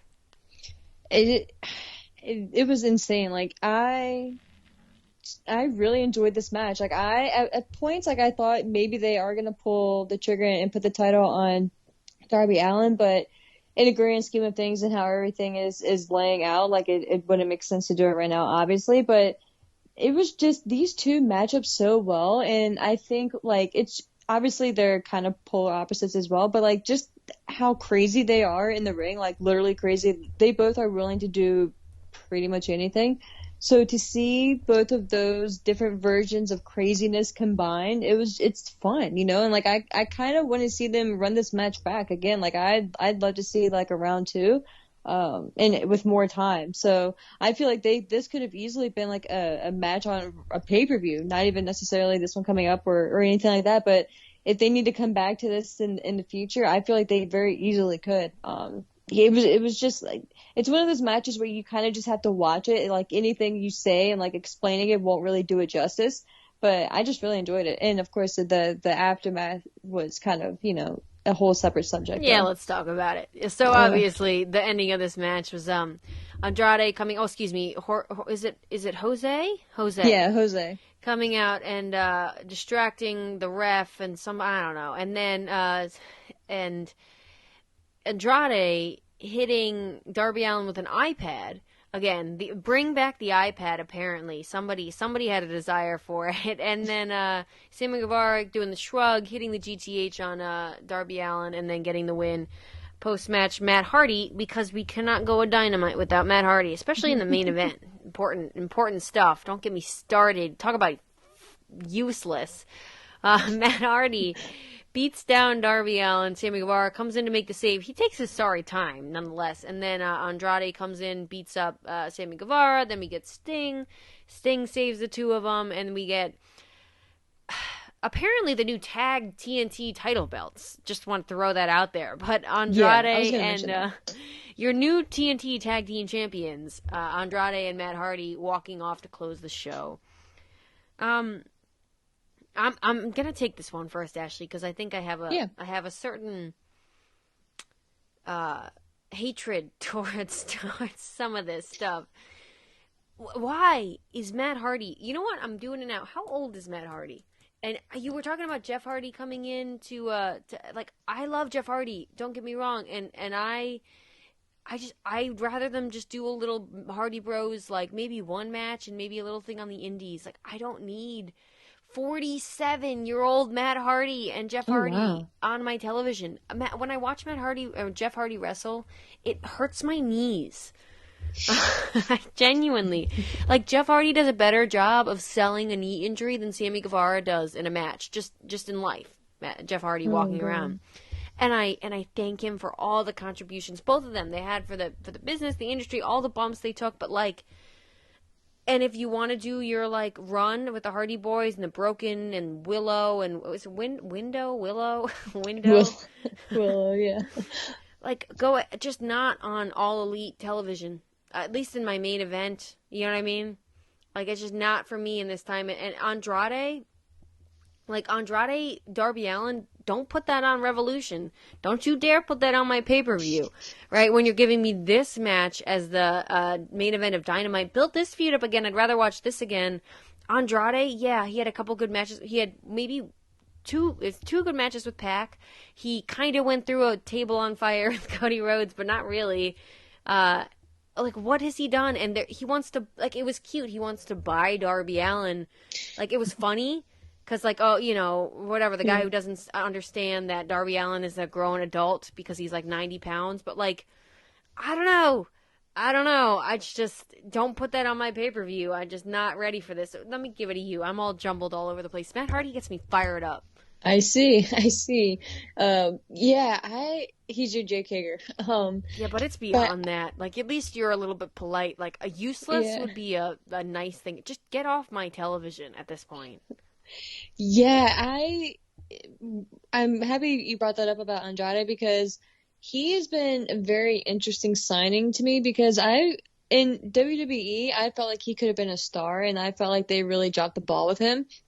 But seeing him in AEW, I just kind of pictured it going differently. And of course, that was before like everyone else and their mothers started joining AEW, which a lot of them has been warranted, but Andrade, I feel like is one of those who has kind of fallen to the side, maybe he hasn't been as pushed as much as he would have. Where's NXT Andrade? Yeah, like it's just, and even in the ring, like it's just not the Andrade like I was expecting. So I'm still kind of waiting for that moment, and maybe the match that we get at Revolution ends up being like that moment. But I just feel like there's just been something missing. Now, don't get me wrong, like you mentioned again, I was very much entertained, and it still cracks me up when he says Sting because it sounds like he's saying stink. So that just tickles me. So I hear stink, and the fact that he thinks Darby Allin is a little boy who is like the employee of Stink. It's just the best thing to me. I just love it. So whenever those backstage segments happen and I see Andrade and then lately with Sting, it's the best thing. So I will give him so much credit for that. Don't start calling him Sting now. No, stick with the gimmick. Yeah, Sting. It's just a guilty pleasure for me. So I'm giving that, and for that reason, I'm kind of giving him a pass here. And I think if it does end up being a three-way match, I think it's going to be like incredible. So I'm kind of holding out hope for that, but I don't see him winning here, like, or the maybe predicted match, at Revolution. Like, I don't see him winning the title. So again, like, I'm going to be kind of worried about what happens with him long term, but and the whole, by the way, inclusion of like the Hardy family office, and now it's the Andrade Hardy family office. AAHFOPQWX, Y, and Z. Exactly. It's a cluster. And when that segment started originally, and Matt was saying that he sold his Porsche or the Hardy family office to Andrade, like I was like, yes, like here we go. Like he sold it. It's going to be done with, and kind of wipe your hands clean. But now it's just getting more kind of ridiculous, and it's just there's really no direction. None of them are doing anything substantial, and storyline wise, and it's like the private party, like I feel like have dropped so much. Like yes, I just praised Isaiah Cassidy, but they have just been kind of a joke up until like last week with Keith Lee. So, or at least not taken seriously. Like if you think about it, when AEW first started, like they beat the Young Bucks. Yeah, they were up there. Yeah, like they were, and of course I'm not saying like they should be tag champions or anything like that, but it's just they're just being presented differently, and I don't know, maybe it's a matter of you have so much talent, like I don't know, maybe there's something that I'm not putting into consideration, but you have so much talent, you just have to team up with Matt Hardy. Yeah, so I mean, I'm thinking that once Jeff comes, like this whole family office thing is done with anyway. And everyone just kind of goes their separate ways, but It can be the broken yeah, window. exactly, the broken window. Nothing worse than a broken window, but I don't know. I'm just kind of ready for all of this to be over with. But I'm looking forward to the match, whatever match variation happens at essentially, I'm assuming Revolution at this point. Well, you're a little more optimistic than me. Before we close Yeah. it down, I did forget to mention one thing, and I want to get your thoughts on it. It was this backstage thing with Adam Cole and Red Dragon and the Young Oh Bucks. yeah. Again, essentially making it like for first of all, there was a Jay White thing too, by the way, which I really enjoyed. I don't know if you saw. Like, there's something about like Jay White basically. It wasn't true, by the way, the fact that he beat Kenny Omega and that's why there's All Elite Wrestling, but that's fine. You know what I mean? Like, let's he's a heel. He can lie a little bit, but like so I appreciated that, and I think they need to do that a little bit more. They can still treat my intelligence respectfully, but also not expect that I've watched. You and I have both admitted we are not big New Japan people. You know, we haven't watched a lot Yeah. of stuff that we'd like to. So, with all that being said, though, I did enjoy that. But there was a segment backstage with Adam Cole, the Young Bucks, Red Dragon, and it was very obviously like good for Brandon Cutler, by the way. He got his, like, which way are you gonna go, Adam? But it was Yeah. very much a more of mom, dad, why can't you get along? Adam Cole gig, and I will say there was a line that I liked about, where have you been, Kyle O'Reilly? And he was like, oh, I got my Dad of the Year award, and then Nick goes or Matt goes, well, I have 2 kids, and Nick goes, well, I have 3 kids, and Adam Cole goes, you all Yes. have kids and they're all beautiful. All right, let's just all calm down. That was perfect. So I'm curious about your thoughts on with all that stuff that's going on with the Young Bucks, Red Dragon, and Adam Cole, and then also, what did you think about and kind of combining with that segment in the beginning of the show? I forgot to mention as well with a dinosaur yelling threesome, but with a triple threat tag team match. Do you think it's going to be? Is it as clear as day, Red Dragon, Young Bucks, or what are they doing? It's kind of confusing to me, like the whole like way we're getting there, but it's fine. Like to me, this is like another one of those like a little extra, like kind of like the face of the Revolution ladder match. Like it's just kind of extra, like. But I get it. You're trying to kill time, make it feel like a big deal. So whatever. But yeah, I think it's pretty much cut and dry that it's going to be Young Bucks and Red Dragon, as it probably should be. But I do appreciate the story that they're telling with Adam Cole being conflicted and everything, but we've already seen him leave with Red Dragon before, so I don't know why like last night was all of a sudden like a big deal, like why he was torn. We've seen him like leave off with him, so I don't know like where that like really came from. But yeah, like I'm enjoying the story because I feel like it's eventually going to lead to a much deeper story when Kenny Omega returns and the divide and who's on whose side at that point. And if Jay White is still around, then they'll play off of that history as well. So I don't know. And this may be building to what AEW wanted to do eventually, was having like the 6-man titles and everything. So I think you can kind of tell like a long-term story in that route, if that's where you want to go. But I don't know, like I kind of maybe part of me expected when Jay White was going to come in, it was going to be a bigger deal. I did like the initial debut. I thought that was cool and different, but I kind of thought the follow-up was going to be a little bit more hyped. But I guess it kind of does make sense if you think about it, since he is, I guess, technically through the Forbidden Door, and he's still signed with New Japan. So I guess it would be one of those things, especially with how, like we've been saying, how stacked their roster is. Like, why would you put so much hype behind someone who's not even fully on your roster? So I can respect that and appreciate that, but I don't know, like I kind of thought it would be a bigger deal in a way. No, I understand that, and I think a big part of it is that, and I hate to put it like this because I'm a Jay White fan, but Jay White is not the Jay White from pre-pandemic, and Yeah. And AEW has got to present him that way.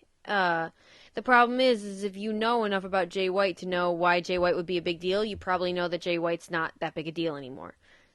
So just I mean, he's still Jay White. I don't mean to put it like that. That's a little bit harsh, but he's still Jay White. But he's just not Jay White of a couple of years ago. I think. I think his stock dropped, and so I think that that happens with everybody. Everybody fluctuates, but like that's why you have Keith Lee debut as soon as possible and all that other stuff. Which reminds me of one more thing I forgot to ask you about too. The one thing I'll say is about this whole 3-way match. I wish that the Lucha Bros didn't lose the titles. I wish they won that match, and then they had to vacate them because Rey Fenix got injured, and then we had this 3-way match. Because when you have a triple threat, to me, it seems funny when there's one champion going in. Like, I don't know. It makes more sense that, like, it would be a vacated title, and then whoever's going to be the winner wins the title like that. Yeah, versus, that makes like, sense. I don't know, the idea that the Red Dragon could pin the Young Bucks, and then to me it doesn't fit as much in AEW with the rules of AEW. WWE, nothing matters, so it kind of is okay. But I had never thought about it, and I was thinking about it today. Funny enough, your driving thoughts were Santana and Ortiz's first name. I was thinking about this. So any other thoughts on the Young Bucks stuff before I got to ask you one last thing I forgot to mention about the show as well? No. Buddy Matthews. This House of Black promo, I tried, by the way, this time to follow along with it and, like, really dissect the words. I was like, maybe if I really listen and I don't tune out, like, I just really listen to what he's saying, it'll make sense. Nothing. There was something about, like, the rise of blood and ashes. And it sounds like a bunch of those adult romantic books. And if you took the titles of all of those and you mashed it all together, that's what an Aleister Black promo sounds like to me. But apparently this is supposedly the teaser to the debut of Buddy Matthews, formerly Buddy Murphy, in WWE. And he's going to, I assume we're going to go with the six-man tag, maybe even at Revolution, House of Black versus Death Triangle. So that I'm all for. I don't know if that's going to happen. That's more me fantasy booking. But Buddy Matthews, the minute he was released, apparently I advocated for him to be in AEW. I'm actually a big fan of Buddy Murphy, Buddy Matthews. Yes. But some people say he's very similar to Kenny Omega, yada yada. But apparently they tried to sign him back a while ago, and things kind of didn't work out. He's Australian, so that might have played a big part in it, of where he is and where he can be with the pandemic and all of that. I know they had really strict rules in Australia with a lot of the pandemic stuff. I don't know if they still do or not, but what do you think? You think this is Buddy Matthews? Do you want Buddy Matthews to come in AEW? Do we need a Kenny Omega? Do you see the resemblance? I mean, I get it.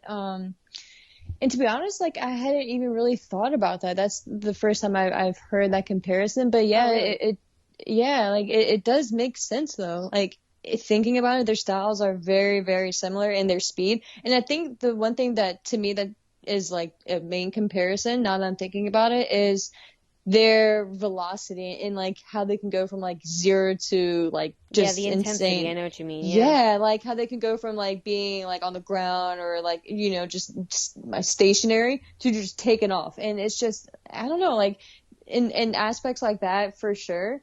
But I think Kenny still has the edge a bit, and I think that Kenny has a more, I don't want to say well-rounded style, but I think he has a little bit more variety.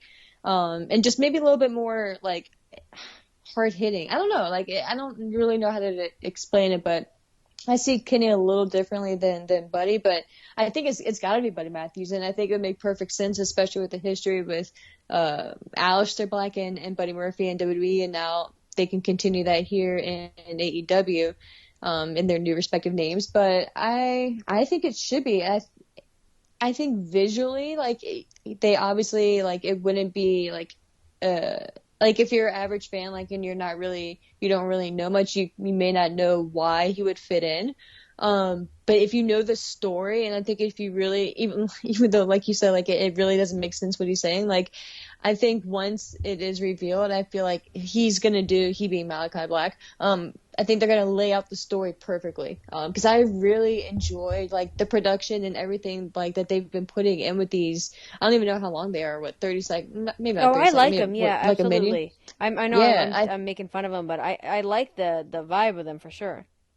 Yeah, it just has like a like you said, like a different vibe to it. But I think once Buddy actually makes his debut, they're gonna kind of tell the story and just kind of lay it out there and then go from there. But with the whole House of Black moniker, like you do need to add people. It can't just be you, obviously, and then you with one other person. Like you have to have at least 3 people, I think, and that just kind of plays into the whole trios thing too going forward. So I think this is kind of like the groundwork for like a long term like story going forward. But yeah, like I kind of hope it is because I think there's a lot that they can play off of. Yeah, I'm still hoping for him to be in AEW. Again, like I said, I've been advocating it for a while, and I'm just, there's something to me. I really hope that he is just like the hype around, or at least the hype I've given around him is not just because he was quote unquote, I don't want to say he's like held down in WWE, but like I want to see, like, you know, like, this is a really bad way to explain it, but you put a person who's like mildly attractive around a bunch of people who you might find a lot less attractive. The person who's mildly attractive becomes a lot more attractive, right? But then you put someone who's mildly attractive in a room full of a bunch of people who's mildly attractive and super attractive. All of a sudden they don't look so attractive. Like, I don't know if that made sense. But That makes, I was about to say, that makes a lot of sense. You did a great job. I appreciate that. That is my concern with Buddy Murphy. You bring in Buddy Murphy, who looks really good in WWE, and like he's just being held down and yada yada yada. Because we didn't see a lot from him otherwise. Mostly main roster, right? From what I remember. Yeah. And then you bring him into AEW, and then maybe he's not all he's cracked up to be. We're going to put him around a bunch of people who are mildly attractive to very attractive. You know, is he still going to show up and show out? Similar, there's someone who looks exactly like him, Trey Baxter. I know you watched that GCW show. Oh, yeah. And he had that match with Leo Rush. That was a fun match for sure. It was just goofy pro wrestling, you know what I mean? High-flying, goofy pro wrestling for sure.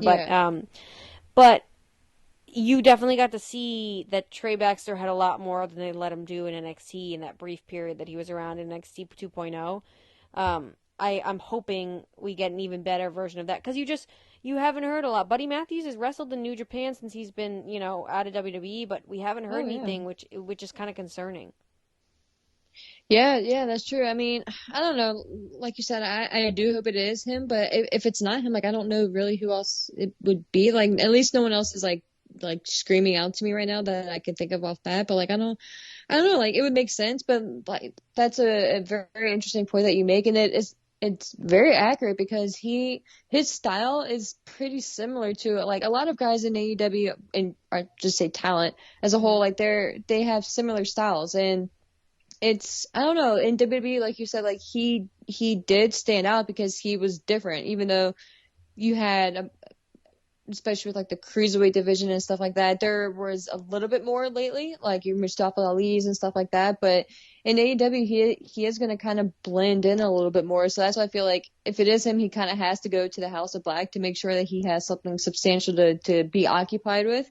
But if not, like, I really don't know who else it would be, to be honest. Like, I can't think of anyone. And I'm probably missing someone completely obvious, but just not standing out right now. No, I can't think of anybody either, so if it's obvious, it's not too obvious. Yeah. Well, Ashley, thank you, as always. Crazy Cody Rhodes stuff, a bunch of other stuff. There's a lot going on in the world of pro wrestling, but my computer's going to die. Charger's in the other room. I think we covered everything.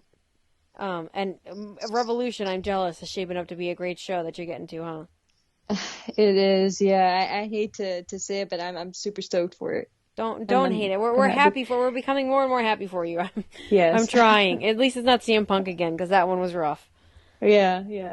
All right. Well, you want to give them the socials one more time too? Socials. Look at me. I'm hip on the Twitter. Socials. Before we sign off here. For sure. Feel free to follow me on Twitter at ASHMANNS. That's right. She's the Ashley Mann there too. And don't follow me on Twitter. I don't want your follows. But if you want to, it's at Mimi Burris. And thank you guys for listening. And Ashley, thanks again. I'll talk to you soon. Absolutely. Take care. Thanks for listening to the WWE Podcast. Don't forget to subscribe on your favorite podcast app so you don't miss a show, or head to WWEpodcast.com. And for all of these shows ad-free, head over to patreon.com/WWE Podcast. Until then, we'll see you next time.